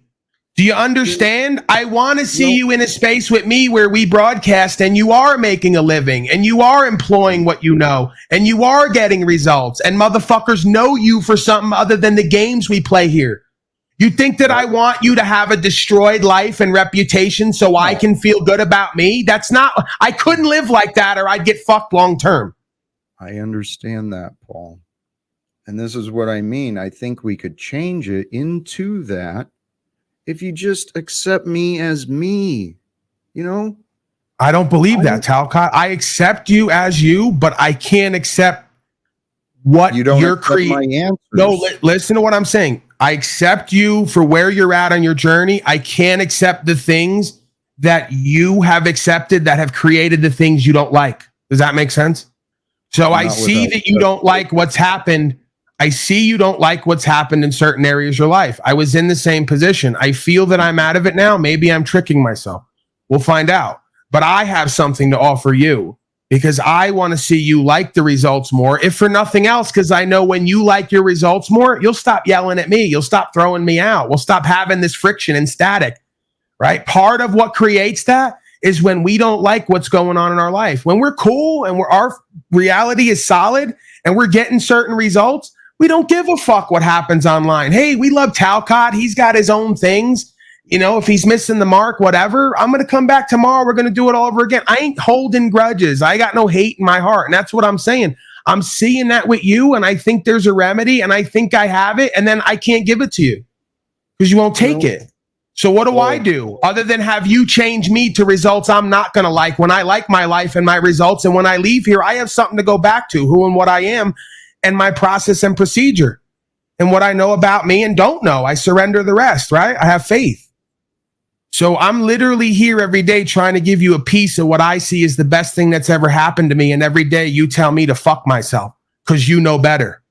And I say, okay, show me then. Long term, I'm here. I'm down for the ride, Talcott. You want to drive the train? You say you got it?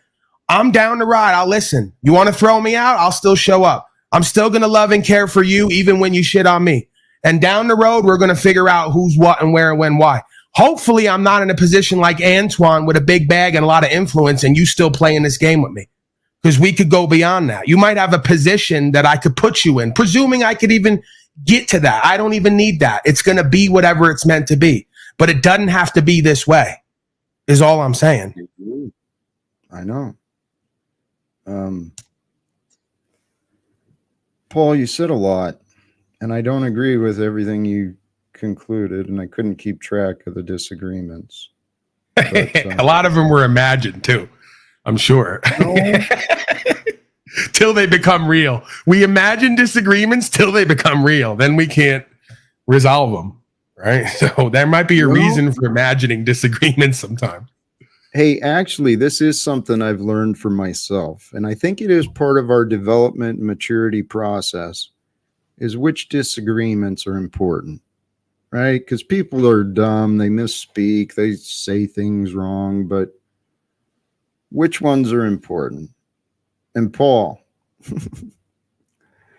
you and I fundamentally, we are on the same page. The heart of Christ, wanting better for this world, wanting better for the people around us, wanting to see them wanting better. We share the same. Can we bring Margot up? She's asking down there now. She says she wants to come up. Are you open to that? She's welcome. I'm in a good place today, man. I feel at peace. Yeah, I mean, too, man, I don't want you to take it wrong. I'm not doing the whole, hey, you got new friends and I'm jealous deal by any means. I perceive everything I say is through the lens of I perceive. That's where you like pick it up or just drop it and go, I don't want to listen to anything he has to say. Goodbye. I don't need anyone to take it, but I'm saying I always have to put it forth. Leave the losers and failures out of your inner space. If you want to put them up here and let them talk, don't let them into your inner space. Because they're misleading you, they're enabling you, they're doing all this stuff that's not, you're not going to, you see where they are, how they live, who's next to them. You don't want it, Jack. You don't want it. So let them be who and what they are. Don't let anyone in your inner space, really, not even me. I'm not going to tell you to do something with others. You know, if you see value in letting me in, let me in. If not, you know what I'm talking about. Because you don't want to be with them. You don't want to be like them. You don't want to speak like them. You don't want to be with their mates. You don't want to be in the houses and neighborhoods they're in a lot of the times that they're in. So let's just be real with ourselves and each other. And then you're going to see more of this shit working, right? Because they're all influences, people, places, and things in our life. Beliefs, ideas, feelings, all heavy influencers, right? So we got to check all that shit at the door. You know, you want to come up here and speak? I've seen you do it, man. I've seen you go into a mode and check everybody. Check Snafu Snaps, Flow State, everybody on their bitch ass egoic bullshit, right? And then we got to take it back to ourselves. And then it's complete. The circuit's complete, right? I've seen you have so much awareness of others and then lack it for yourself. And I go, if we can just get that one piece, this motherfucker is going to change the world. You know, I can already see it. It's in your presentment. It's in you, just the way you speak. The whole thing is there. It's like a completed painting, but there's one piece out of whack. And I go, if I can just whack this little piece over into alignment, we're on a movement here, right? I'll have a position for you. The universe will have a position for you. YouTube will have a position for you. The community will have a position for you. And we're on and moving. You keep Snafu Snaps, Flow State, and the rest of these broken hoes around you telling you to cut me off when I'm the best thing you got in this realm is laughable when they can't produce nothing to work with you on. Paul, hold on, man. Let me start with this. I fucking love you because you have a way of saying what I'm thinking better than I can. Except I was thinking about you. And Snafu and Flo, man, they let me be me. I go on your panel, man. It's a fucking gauntlet of people that want me to think I'm worthless and I'm a liar and I need to change. No. Fuck all that, Talcott. Fuck that bullshit. We could play that game, but you know damn well I don't think you're worthless and valueless. I know. Right? So let's get away from, we could play that. I might play that card sometimes to get into your spirit, to get you somewhere else. But that's because I think you feel that on some level. I don't feel that. You taught me well, admittedly. Okay. I'm not afraid to admit when I've learned and who I've learned from. And you did. You got into my heart, man. You were in my spirit. And so when you insulted me, it fucking pissed me off, man. I dealt with some rage. But again, then we have to go, if we're feeling this much about someone we respect and care about what they said, how much of it's true? Right? Well, that's all we have to ask ourselves. And if it's not, it's not. Then I am misperceiving, right? So I'm not trying to hurt you and devalue you long term. I'm trying to point you to something that I think you're subconsciously expressing that you're not even aware of at times. Right. It was my own. We've got Margot here. It was my own expectations, which was the problem. It wasn't what you were saying, even. It was my own expectations. And that's it. I've had to do this with Jennifer and everyone in my life. And then they think I'm mind controlling them and trying to take their future and identity. I say, listen, let's practice for the next couple weeks, just sharing space, sharing time, energy, attention, doing our own individual process and procedure, and having no expectations. And lo and behold, we wind up in a flow state. A flow space, excuse me. I can't use that term anymore. Flow space we wind up in. Everything gets done. Nothing is undone. There's no imagined disagreements. And any weaknesses that pop up, we get put attention on and we get better and grow and strengthen our resolve. That's it. That's the game. Simple. It's simple. Simple, but very difficult, right? Yes. Because of what it does internally to you. Oh, fuck yeah. Hey, Margot. Hi, What's Jack. up, Margot? You look nice, by the way. Thank you. Jack, you sound great today. You sound like your head is in a good space. Hi, Paul. Hi, Margot. You know, you and Jack are probably going to meant to be together at one point in the future. You don't see it right now. See how you both do. You both do the same thing. But if there's reconciliation and resolve, and Jack moves into this new Talcottian groove and gets his mojo back, I don't know. Something's going to flip inside of you. He's going to activate that epigenetic component. Oh, you have a husband? Well, common law. Oh, okay. That means she's open to fuck, but you can't live there. I'm kidding. It's a family broadcast. Excuse me. Okay, no. Jack, I do have a question for you. I have a question for you, Jack. I communicated with Paul earlier. Paul, did this come up in conversation? I don't know what you act like I'm running a script here. We didn't really talk about you earlier, no. Okay, Margot. Jack, did you send Charlie from the post office she message? She messaged me earlier and she said Jack apparently sent some I didn't know what she was talking about. Now I realize what you're saying. Can I read it, Jack? What I sent Charles? Sure. Jack don't care. He's not worried. Like Margot thinks she uncovered something. Jack's like, yeah, read it. I told him to fuck himself in polite terms. No, I don't feel like I uncovered it. I mean, I've never felt that. I mean, I can do some pretty miraculous things, but please share. Reading the text. Please share it, Margot. What did Charles share? Since he's too chicken shit to have a conversation with me, what did he share about That me? is true, though. Like every once in a while through these interactions, Talcott stumbles upon a thread that when you pull it, the whole sweater of society starts to unravel. And it's like, you can say Talcott's, you can say whatever you want about him. Why do all these white people in his life hang around him, tell everyone else stuff about him, and never tell him to his face what they really think and feel? I don't respect that. He'll always respect me, even if he hates me, because I at least fucking tell him what I think and feel. He knows where he stands with me, right, wrong, or indifferent. I can't stand these people who do that shit in the corporate world and in suburbia. They tell everybody but you what the fuck they think and feel. And then you got to find it out through a network. So I'll agree with that. You know, I got that question for everybody. Let me talk for a second. Please do. We all tell Jack how we feel about him. When we talk, we don't talk behind his back. We compare notes. You don't know. You guys don't talk to me, Margot. Well, anyway, please share. Please share what was. Yeah. Okay. It says it looks like 9:00 this morning. This is from Jack to Charles. I just realized this obvious fact.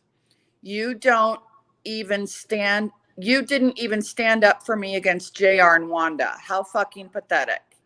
You chose the wrong side because you didn't investigate. You reveal what I will be describing in my life. We should seriously talk again soon. I love how Jack will insult you and then tell you you're not shit and then say, hey, I love you. Let's talk again soon. And then the guy's not talking to him.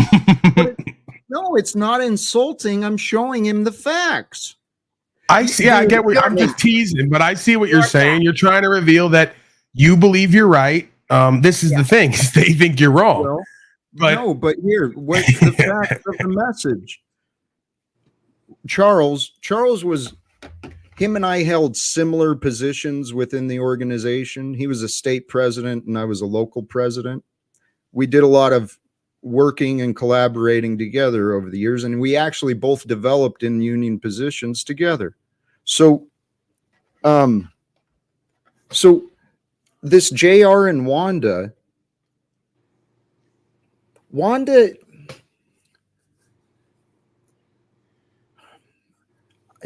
she has many challenges and is under the care of many physicians for many different issues. So her focus and attention is not the most clear, but Wanda is a lovely lady, very strong woman, will fight for others, and JR is a retired Navy guy.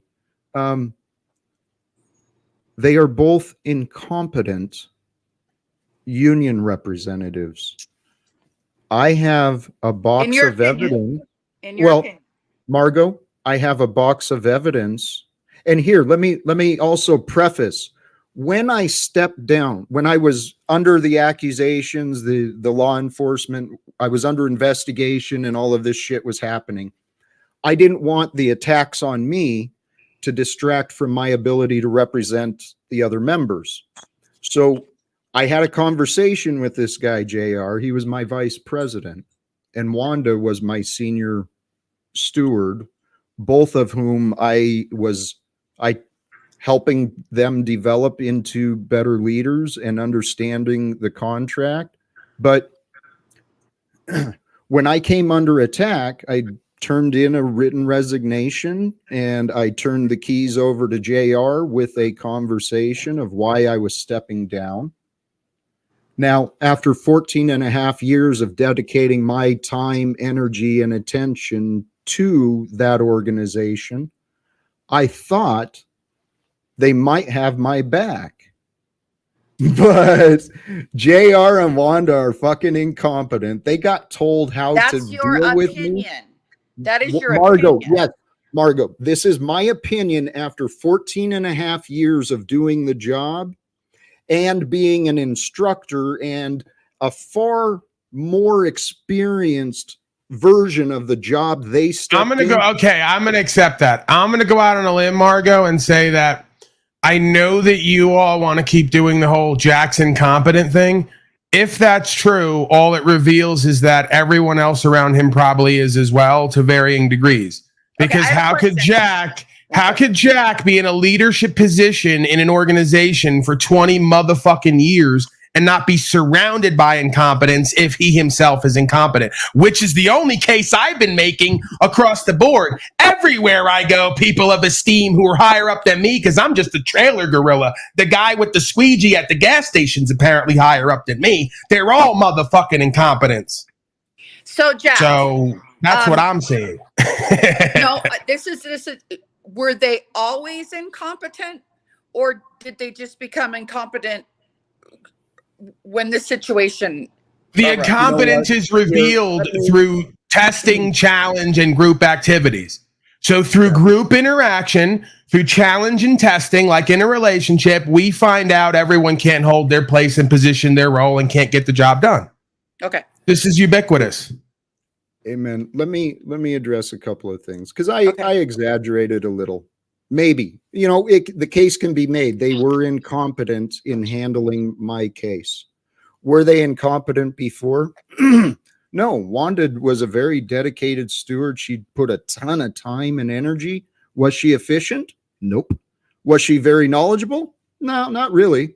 And JR, he actually just did it because it made his ego feel good, because he was a vice president. He was. Now let's bring in, it's like we do at government, right? Oh, they're all incompetent. They're all incompetent. They've been saying that for hundreds of years. I contend they were corrupt before they were incompetent. It's only because the operating system is corrupted like a computer, the file system is corrupted, that there is not alignment and competence in all things in all ways. So we're back to square one.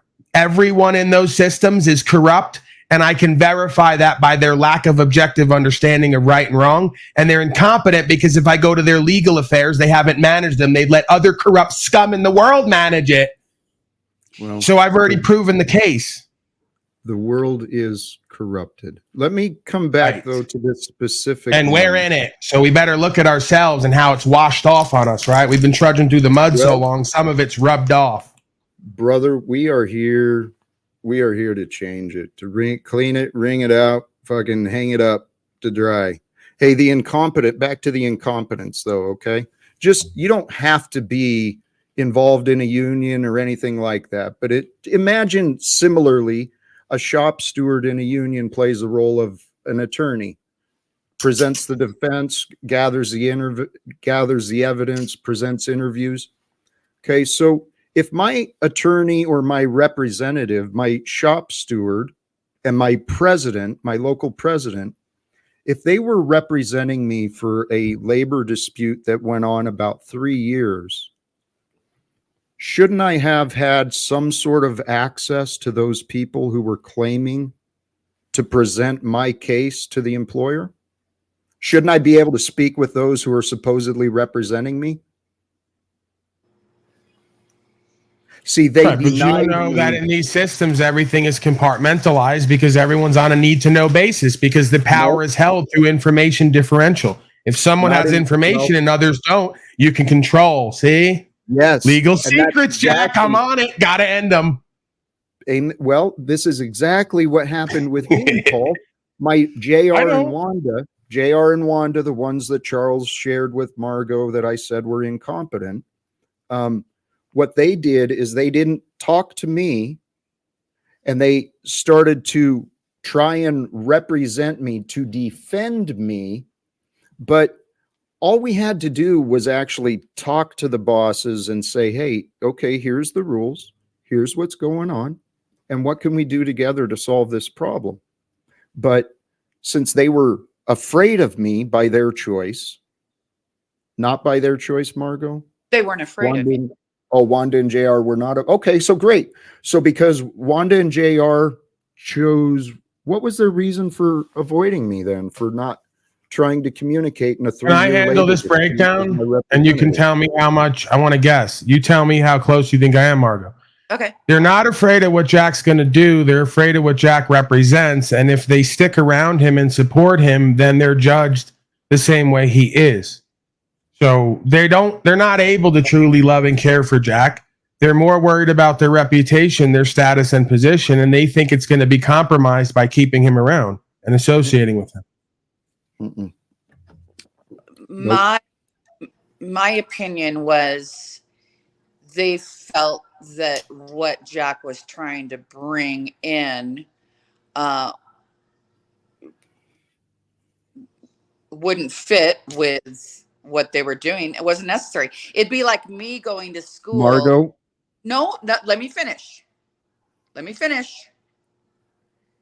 They felt like Jack had become a life coach and was coming in to try to sell what he had paid for, kind of like if I came in to try and sell Tupperware because everyone needs to keep their food fresh. Wait a second. You're so Jack. Now this is where, because now with this piece of information, my whole thing can change. So you're telling me that this pattern of folks exiling Jack is strictly because, I mean, I can see some of that today, like recently, but this has been the pattern, is they just kind of say, you know, we want him fired, we want him excommunicated, we don't want to deal with him because he's trying to teach us what he thinks he knows. He wanted to improve the post office, and I still do. And they weren't. They're not interested. We know. Well, actually, we go there. Again, hold on.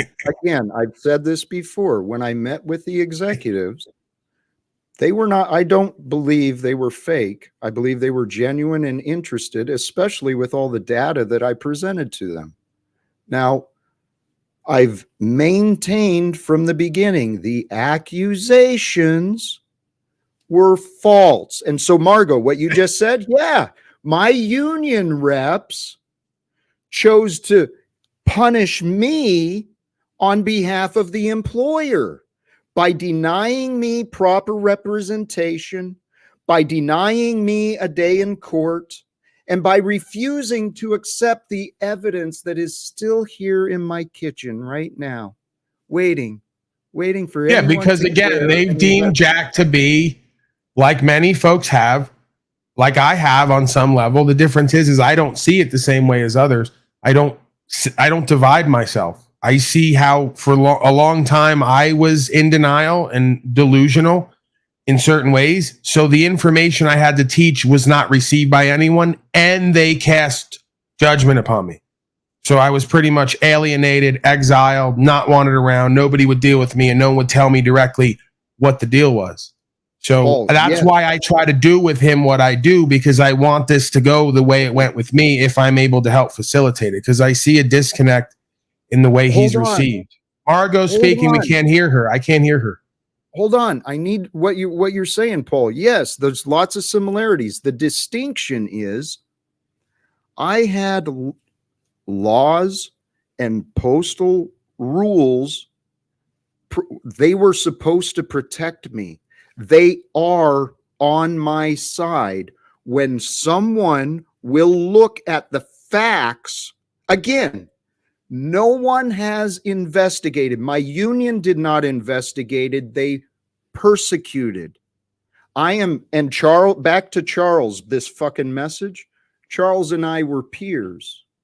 He chose to believe Wanda and JR that they were right about the post office was right, because Wanda and JR told everyone the post office, like Margot has done, has told everyone the post office was right for ending my career without. Yeah, they think you're wacky, Jack. I'm just being real. They don't seem to want to. They're either not. Paul, wacky is not a definition. The standards of employment were, am I considered a danger? And I'm telling you, that's going to be others. Yeah, that's going to be their determination. I can see it. In your opinion, your experience with not necessarily myself and others. You could argue. Listen, from an outside view, with what I do, sometimes the way I do, it's easy to make that determination that I might be dangerous to myself or others. Right. But then we have to go with the facts of what's happened, and what I know about the being and what's common for them, what venue they're in, what they're trying to achieve. Yes. So all these things come into play. What I'm saying, my union did not. I'm saying to you is, I've perceived of you that you're not a danger to yourself and others typically, but through this process of alienation, that makes you feel disconnected from everyone else, it will turn dark, is my fear.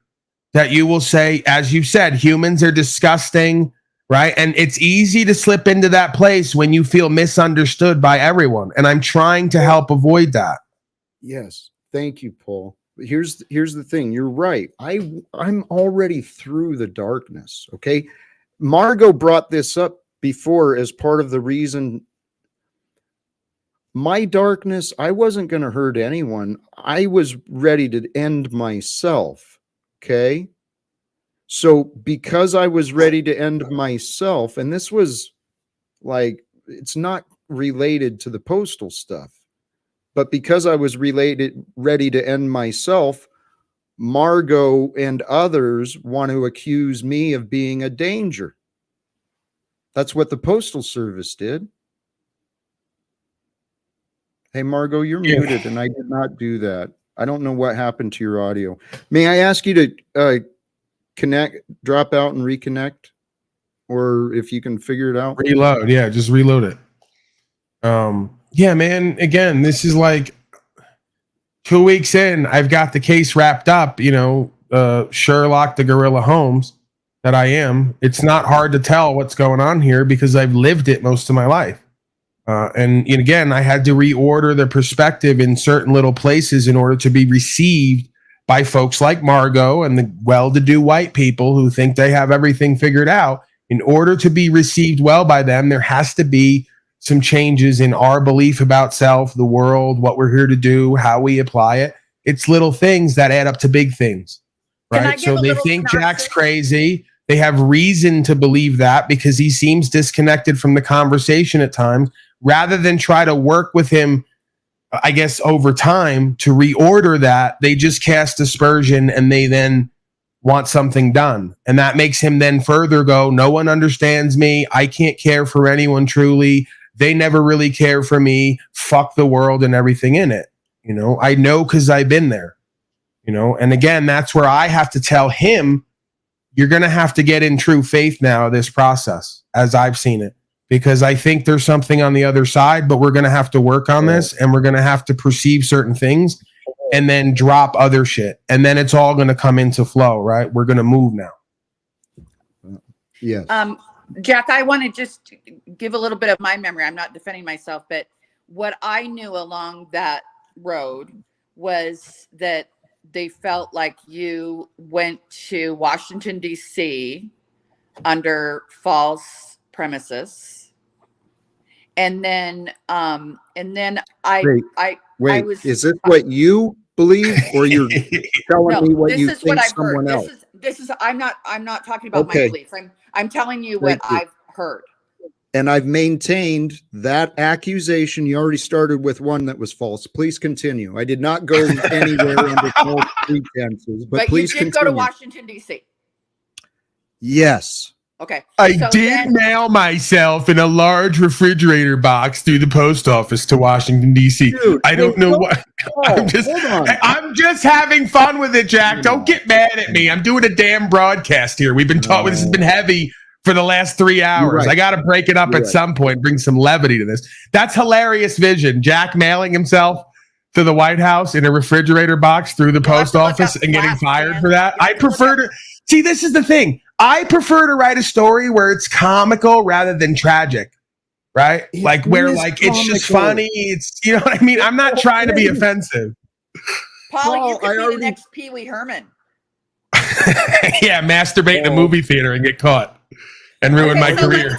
So the next thing I heard, and I believe it was a document that you created, was that you wanted well-defined parameters of what you could do in the post office and what you couldn't do. Correct. What it's called is here. What happened is after the accusations came, I didn't know what I know today, and I ended up, anxiety got to me. Yes. Symptoms developed at work. I told my supervisor, went to urgent care. By the time I saw the doctor, I remembered meditation and calming my mind. So I was already starting to work with that. But talked it over with the urgent care doctor. He referred me to my primary care. In talking to him, we were figuring out. I did not legitimately, no one told me what was going on. I didn't actually even know I was under investigation. I just knew everyone was all of a sudden avoiding me. And I didn't know what the fuck was up. So anyway, my primary care physician placed me off work for 2 weeks, which turned into a month, which turned into 2 months. After being off work for 2 months and a number of other things, it was my birthday, as a matter of fact.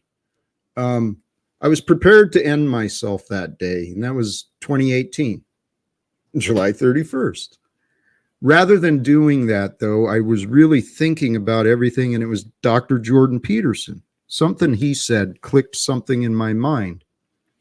I was able to demonstrate the causational relationship between the symptoms I experienced, the physical symptoms I experienced at work, and the workplace condition created by postal management. Now, being a union guy who knows the damn rules, bingo, there is the nexus that proves my condition was job related. The last 2 months off of work were because of the Postal Service. So what was the let me get to what. Let me get back to what you were. Of their actions, though. There was an antecedent, right? Of which actions against me? The post office.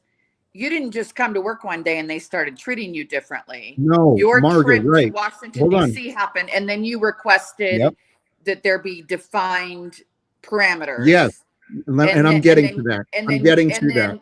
And then you couldn't see eye to eye with the post office. Margot, let me get to that point, and I'm sorry I took so long to get there, okay? Okay. After identifying within myself that my absence and symptoms were, in fact, the result of the Postal Service, that argument could be made, well, then I saw the facts. Now that I saw the problem was the lack of clarity.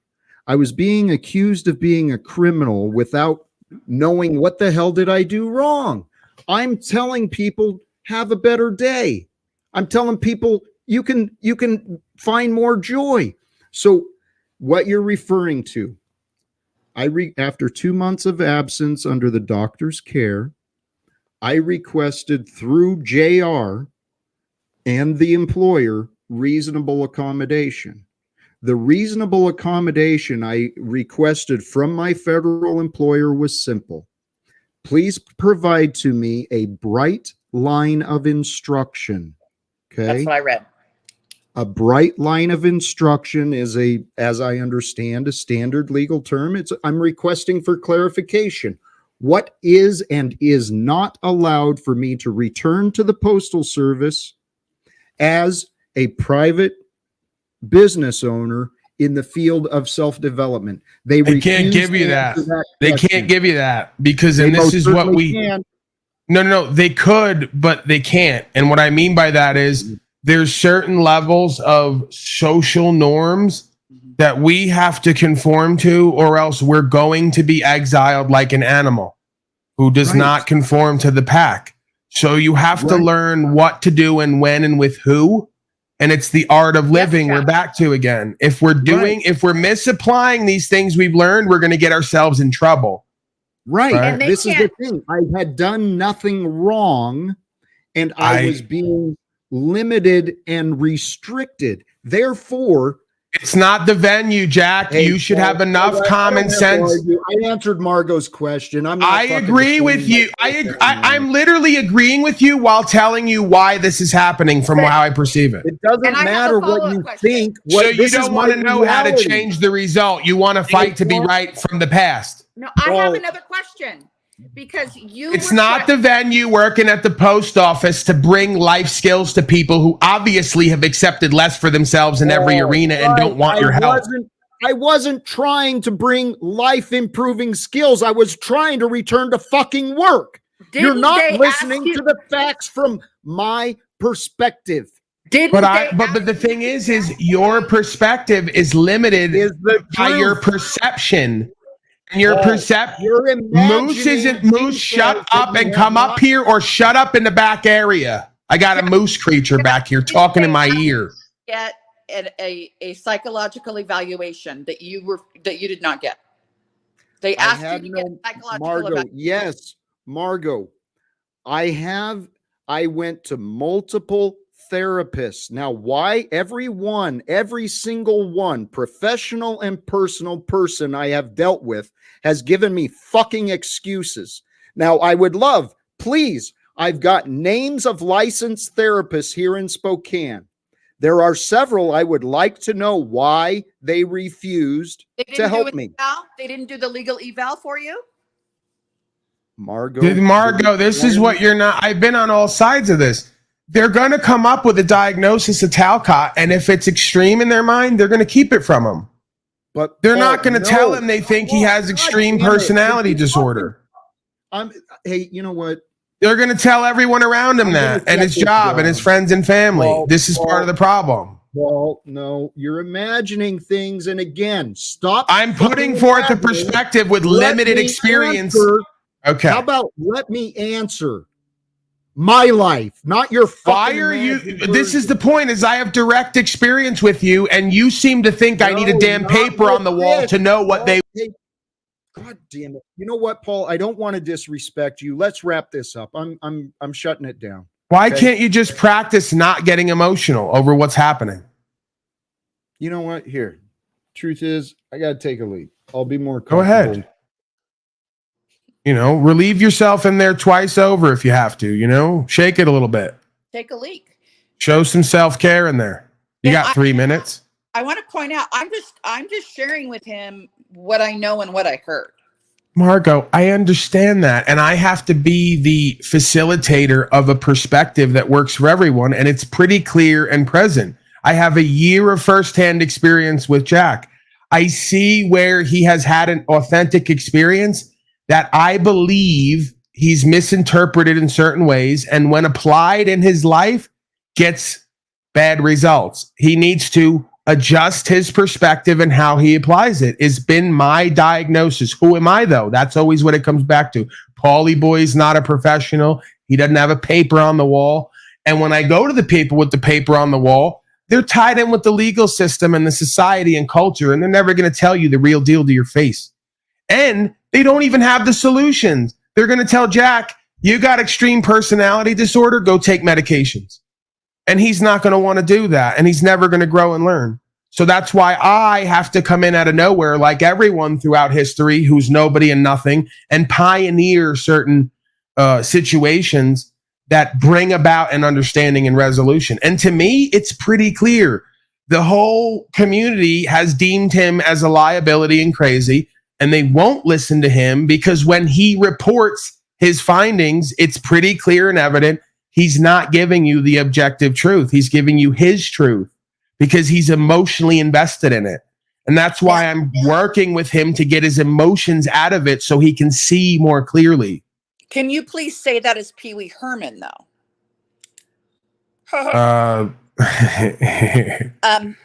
Paul, as I have said before, I think you're brilliant. I think if anyone can get to Jack, it is you. And I'm not going to play adversary with Jack anymore. I mean, and again, it's not about getting. Jack is here now, and at the risk of talking about him like he's not in the room, you know, like this.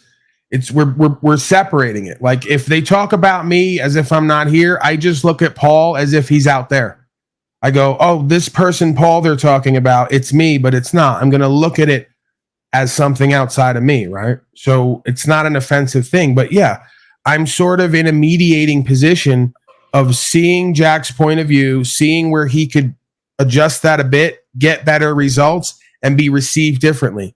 And these folks don't have the understanding and the tools to facilitate that. So they label him, they judge him, and then they have consequences done to him.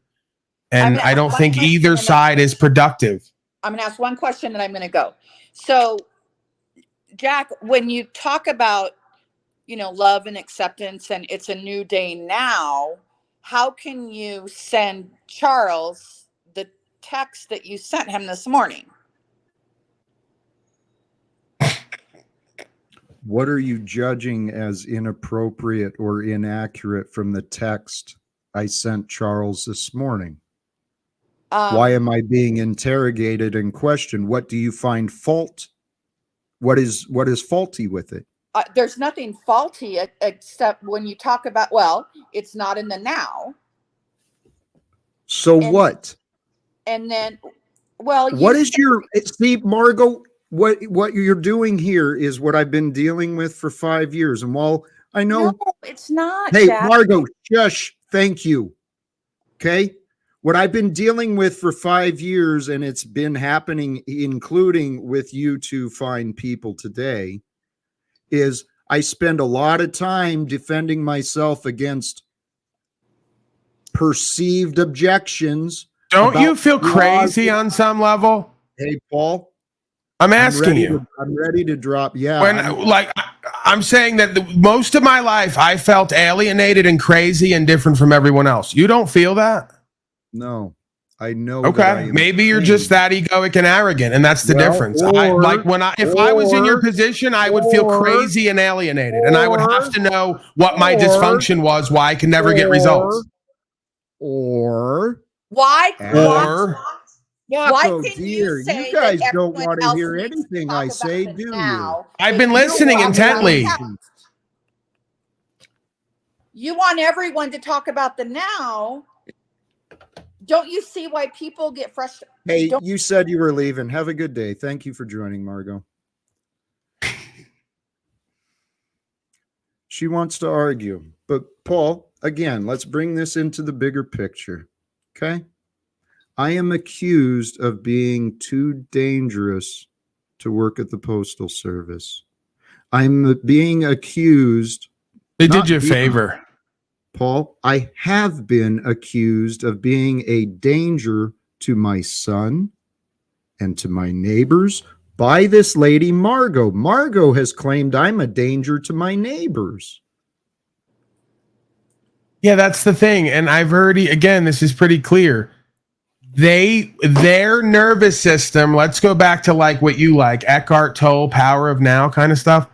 Their nervous system reports to them, danger, danger. So they go, Jack is a danger. But really, that's their nervous system report that they see you as not perceiving correctly. Right? It's their guilt. They feel guilt. They've got the Christed conscious within them. And even Margot does. And Margot knows what is true. She knows she could have helped me. She knows Charles and everybody could have done more. But maybe she doesn't know that yet. But when she realizes that all anyone's got to do is try. See, Margot and my buddies, Charles and the others, they've been complaining because I've been asking them. Margot calls it harassing, but I've been asking for help for several years. And you guys have mocked me. I see Moose is here now. Moose has mocked me and disrespected me because I've asked for help. Right. Here's the thing. If anyone helps me solve my problems, I never have to ask for help again. Right. And that's why I've been here for a year as much as I can. And even though, yes, I've done entertainment and you keep saying that I offer you nothing, and that's proof of you being in your emotion in this moment. To help me change my life. What the understanding of self the understanding of self that changed mine. But well, Paul, this the only thing I can offer you. What else would you like me to offer you other than the one thing that changed my life and got the different results separate from the ones you're experiencing that I experienced? What else do you think I have to give you here? Well, respect. I know you've got respect within you. I respect you for certain things on certain levels, and as time goes on, it grows or diminishes. That's dependent upon you and how you. Actually, no. You have responsibility in what. Have I not been respectful and as based on who I am as a gorilla, right? Without a mama, have I not been as respectful as I can muster here tonight? I've not called you out of your face, out of your name. I let you put me in the back earlier. I waited patiently. I'm coming from a caring, resolute place. I'm speaking things I know are going to be uncomfortable to you, but I move past it out of a need to try to bring resolution, right? And to be able to care for you completely and not see a divide with us daily and weekly and monthly and a divide with you and others. That's all I'm doing, other than at times using what's put forth as content and entertainment, because I see extreme hilaritas in this cosmos. It's like a cosmic tragedy, comedic tragedy constantly. So I'm reconciling that in my own way. I'm trying to bring resolution in my own way. The only way I know how, with no manual on the ground, trying to amalgamate information that I've had to figure out for myself in myself. Right. Paul, you and I are on very distinctly different and similar paths. You and I have learned different things. And I think if we get over the disagreements between us, we can help each other. Now, whatever that means, I don't know. But Paul, there's something greater than just you and me going on. And for whatever reason, picture the story of Job. I am being blamed by all of those who were involved and who were bystanders. You're victiming, though. There has to be a role in what we create. I've been blamed all my life as well, and there's a role I've played in what I've done and the way I've done it. Right. Stop. My facts are facts, and I am not claiming victim nor blaming. I am presenting You're not Job in the Bible. Verifiable facts. Now, the lesson of Job is, guess what? I have greater faith. I've said this before. So there's something going on here, and I'm telling you, if Paul, I mentioned, Margot asked the question, why didn't I get a return to work document like the union and the employer wanted? Well, being a federal employee, several of the therapists were afraid of violating the HIPAA laws about putting anything about me into writing. They were so afraid of being punished, and especially with a federal employer. Now, that was another thing. Apparently, the federal employers have more paperwork for the physician, the doctors to deal with. So I went through multiple therapists. They listened to me, and they didn't say anything, revealing. Paul, the thing is I have been sane, and I was trying to get returned to work by people who accused me of not being sane. So the mental health therapists, whatever the individuals, they would not help. And then I ran out of money. Yeah, they're not there to help. That's the sick joke here. They're not going to help you. They're there to make determinations on you and label you and then cash you out. See, but when Margot was here, JR and Wanda came in. The union is supposed to be there to represent the workers. Paul. Jack, they can't even represent themselves, Jack. I did. Had they, had they gotten the fuck out of the way and let me represent myself, I'd still be a slave at the post office. So I'm grateful they didn't. Okay? Everything is perfect. Hey, the CIA, here's where I'm at now. I've actually got a psychiatrist the Postal Service hired who he claims that I am unstable and a danger. I'm a danger. No specificity, no incidents to refer to, just his fucking opinion. But so the guy the boss has hired says I'm crazy and unsafe. So I tried to get a second opinion, and that's where the 3-year labor dispute kept going. I had no money.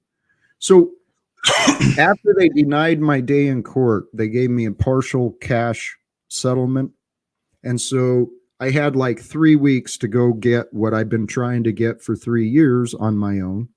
Hired another guy. And this is the one, Paul. When someone works with me, this story is fucking hilarious. Guy wrote up a 24-page report on me, the evaluation and stuff. He was paid, I think it was $2,000 to do this, to evaluate me. And the rule he was paid to do is Jack Talcott deemed to be a danger to self or others. Can I return to the post office after fucking 20 years of working there? After talking to people who had been avoiding me for the past several years, he put in paper that I am too disagreeable Okay. Now that is not what he was paid to do, nor is that a violation of the postal rules. I should have been able to return to work, even if a doctor says I'm disagreeable. The determination was to be safe or unsafe. Now, this asshat here in town, I can't get this son of a bitch, this psychiatrist. I offered to pay him as the guy says Jack's disagreeable, he goes, "Hey, asshat." Again, though, he offered his opinion and allowed no opportunity to discuss his findings. And they're using safety to make a determination generally about your competence and have no facts to show that you're in actual danger because you have a 20-year track record of not being that. So yeah, it's a very modern day sort of witch burning kind of thing. But there again, the reality is I've experienced it with you. That's why I don't need to know all the facts and details. I know about these scum. I know what they do. I know what they've done to me. Doesn't change that there was stuff for me to learn through the journey about how I could do and be better and apply myself in different ways and perceive differently, right? My perspective was off, and I see that with you, and I can't avoid that. So I'm not going to make excuses or defend them. I think that they're cowardly scum, the majority of them, and they're not honest with themselves and others. With that said, I think that it all keeps circling a drain of a theme. Jack's too disagreeable to return to work. He's been extremely disagreeable with me. I agree with the doctor. However, they asked you, is he unsafe, not disagreeable? So it's two different conversations. Yes. Hey, Paul, how about They'll characterize me the same way. Paulie's a disagreeable motherfucker. Okay, now what? Am I unsafe? Right. No. Right. Well, here, this thought came to me. People are afraid of me. I know that. You're not afraid of me. That's the difference. I'm not really afraid of anyone or anything other than falling short of what I see as the purpose and meaning here before the creation. I have to try to be that way. Well, this is why our paths crossed. I am confident because what you were just saying, those cowards, it's absolutely right. And Paul, when I first saw you, when I first heard you talking about public servants and their duty, their responsibility to the people, I allowed my mind to wander, and I was thinking, God, if I could get that guy to be my advocate, instead of these puss nuts, JR and Wanda, I'm looking for someone to help speak to some cowards. And you know what, Paul? I want to speak to those fucking cowards in Washington, D.C., not just at the Postal Service, but in Congress. Okay, but we can't be disagreeable, right? Because we have some passion for truth. We've been known to have kind of a checkered past, and we can't let them write up another remix on how evil, angry, bitter, resentful, and disagreeable we are. We have to write a new story for ourselves and each other, and to be received in a different way, right? So we have to embody live without fear. We have to embody love without fear, and the way we do that is being truly present and aware with ourselves and where we've fallen short, and then correcting that. And then I see where it goes, right? We don't even have to do shit with these people. We just have to like ourselves in our life and know we're living in our purpose and meaning and getting results in certain places, even if it's one at a time on the ground, one piece at a time. Right? It keeps the morale up to keep going and doing better. And it's all one process, man. They can be in or out. That's when it flips. When we start embodying this and then they come to us, like people came to me in a 10 on an Android, say, we see you got something, Paulie boy. What is it? Show it. Tell it. Now it's the time to shine. I don't go to them. They may not be ready for what the fuck I'm doing and being for me. They've shown they're not. So you do that. And then at a certain point, they come to you. Right? When the student is ready, the teacher appears, ask and it will be given. The time for the revelation is when you get it, not when you want it. Right? You get it when you need it. And we don't decide, what timeline that is, right? And that's the struggle. You know, that is the struggle. We all want to be famous. We all want fiat. We all want to be recognized. We all want status and power and to be inspiring. Do you want it out of false self, egoic, worldly ways?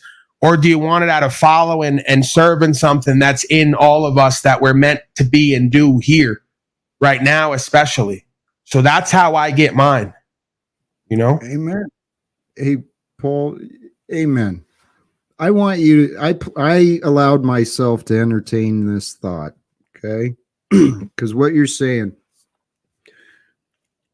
the opportunities are revealed to those who seek, right? And we got to pay attention in order to see the opportunities. But if there's a way in this lifetime to get invited to speak to the fucking public servants in DC, can't you imagine how much fun that would be? But calmly, not, you know, not the way you want action, Talcott. See, this is why you're a lot like me. You want action, man. You want to go in there and play with these people a little bit and see if you're going to get arrested or whatever. I know what you're up to. This is why I laugh. You want to act like, you all want to act like, see, I'll respect you in that manner because my father runs from it. You're like running to it in a way, or you haven't ran to it yet, but you've been toying with it for a while. And they're like, we think Jack's going to shoot up the place like they do with me. And we're like, nah, we just want some action, healthy. And this is why I laugh. You love healthy competition, part of you, just like we all do. You want to you just want the right competition. You want to go to DC and prove that we all can do and be better and that we all ain't shit. But it has to be a we conversation. It has to be inclusive. It can't be disagreeable Jack and Paul coming to save the world and everyone from themselves that don't have it all figured out yet, right? So we just got to have that, you know. And again, I do that in everything that I do. But I get what you're saying. DeCastro called me. He goes, bro, why won't you go run for governor and mayor? Why won't you go speak at the city council? I said, I don't think that it's my walk. Maybe I'm missing something. Maybe I can do more doing that than I do on here or whatever I do. You know, I'm open to it, but you know, ultimately, man, this is bigger than us. And you know, maybe I don't want to take on all the responsibility and accountability that's meant for me. Maybe I'm scared of it in a way. You know, it hasn't been experienced yet, so the unknown can be intimidating. But I honestly, what you said, the encouragement, I would ask you, you know, don't dismiss it and don't jump at it, but allow those ideas to float around. I've been entertaining that idea too. It's been a few years since I've been directly to the city council and, you know, knocking on their fucking doors, but I've grown since then, and maybe it's time for me to try again. But I don't know. I do know, Paul, that I spent a long time feeling hopeless and beat up by this world, and I don't like that feeling, and I don't like seeing others feeling that way either. So if we can go in and maybe engage a little mental combat with those obedient crooks in political offices. I agree with that. I think that there's always more that can be done, but then also too, use the broadcast for that. I'm not gonna tell you what to do. I just say that's why I use this broadcast for, as a sounding board, as a way to get ideas out, as a way to connect with the people so we can achieve an understanding. I use it to vent at times. I use it to expound on aspects of self so I can blow it up, look at it, understand it more, right? So I just suggest others that are going to be on this, get away from the whole love moment to moment and get down to the good content, which is the authenticity, right? Like Bruce Lee said, emotional content. You know, what kicks up the emotions in us? What triggers us? What's the subconscious doing, right? How do we reorder that and re-engineer that? I think that's where the power's at. You know, Jack, once we do that, go ahead. When you kicked me out. I didn't kick you out. Yes, you did. Oh, did I put you in the back? Yes. Oh, okay. Nobody puts Margot in the back. Except Jack. Right. Apparently. I would too, see? Well, you think me and Jack are going to simp on you, Margot? Especially after all you put Jack through? I'm victiming for him. Well, Jack should be happy that I've stuck around because I do know the history. And Margot, why don't you just cut the bullshit, okay? You do love Jack on some level. You are endeared to him. You do want to see him get it right and do better. absolutely. And you're Absolutely. afraid to really love and care for him because you probably have a lot of trauma and disconnection in your life, especially I'm not with afraid of anything. I'm not afraid Okay. of anything. Well, let's I just do love and about care for Jack. And I do care about Jack, and I do want him to succeed. Like I told him the other day, we don't agree upon a lot of things. okay, fair enough then. And Then you, she's being honest. And Paul, I think you're you got some things right. So anyway, Jack, I just wanted to tell you that you hurt my feelings when you put me in the back, and now I'm checking out. Good night, you guys. No, you're not going anywhere. Get back here. I was going to tell her we're gonna have our way with her right now. We're gonna. Well, Jack, hey, Margot. Hey, Margot, if it makes you feel any better, I'm sorry, but so you know, my feelings were hurt too when you guys were laughing at the loss of my son, the loss of my job, when chemo came in and roughed me up. I know you guys got a good chuckle out of that, and that kind of hurt my feelings back then, but God bless you, Margot. I love you, my friend. This life we're living, man, it is fucking nuts. That's what I've realized. And then when I realized it wasn't the life, it was me, I stopped being nuts. I just started allowing peace to be. I am feeling complete and spent, and I think I need to go get some nourishment, Paul. All right, yeah, let's wrap it up. Much love. Any final? I want to thank you, Paul. Honestly, you're a brother of mine, and we're all where we need to be. We're in the now, Jack. No need to thank me. If we're here, we're where we're meant to be with the people we're meant to be with for whatever we're here doing. So no thanks necessary. Everything is as it should be, and let's just stay in harmony with that. You know, that sounds perfect. And where's the moose creature? Did you bring him up yet? He was back there and he's like whining in chat. You won't let him up. He showed up for a minute, but I was pausing to bring him up so it wasn't an interruption. I never know what I'm going to get with you. You never know what you're going to get with him. So he took off. Hey, I'm going to shut it down here. All right. Let me get the hell out of here, Jack. All right. Thank you. All brother. right. We all love you. Love. I know. I know. Don't abuse it though. See how he says I know you love me, but don't misuse it and abuse it. Love and care for yourself and the truth, and let's move forward. It's going to be great times ahead, I suspect. I want to believe that. I want you to believe the love you show to me will be returned amplified. Okay? All right, just not in my email box. Like the wizard. He freaked out on you. All right, Jack, see you later. Yeah, peace, brother.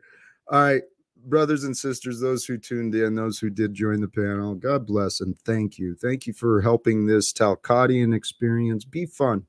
And Paul, I did have fun with you today. Margot as well. Brothers and sisters, for myself, it's easy to say, okay? My life truly did become kind of a mystery. A lot of unanswered questions. It's like everywhere I turned, it was like, whoa, what is going on? And mysteries can fill us full of confusion and uncertainty, and confusion and uncertainty, man, those don't feel good. They make you feel afraid.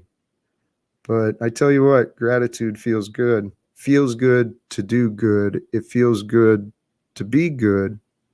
And it feels good to feel good. So choose love, brothers and sisters, peace for everyone, and focus on that future. Live without fear.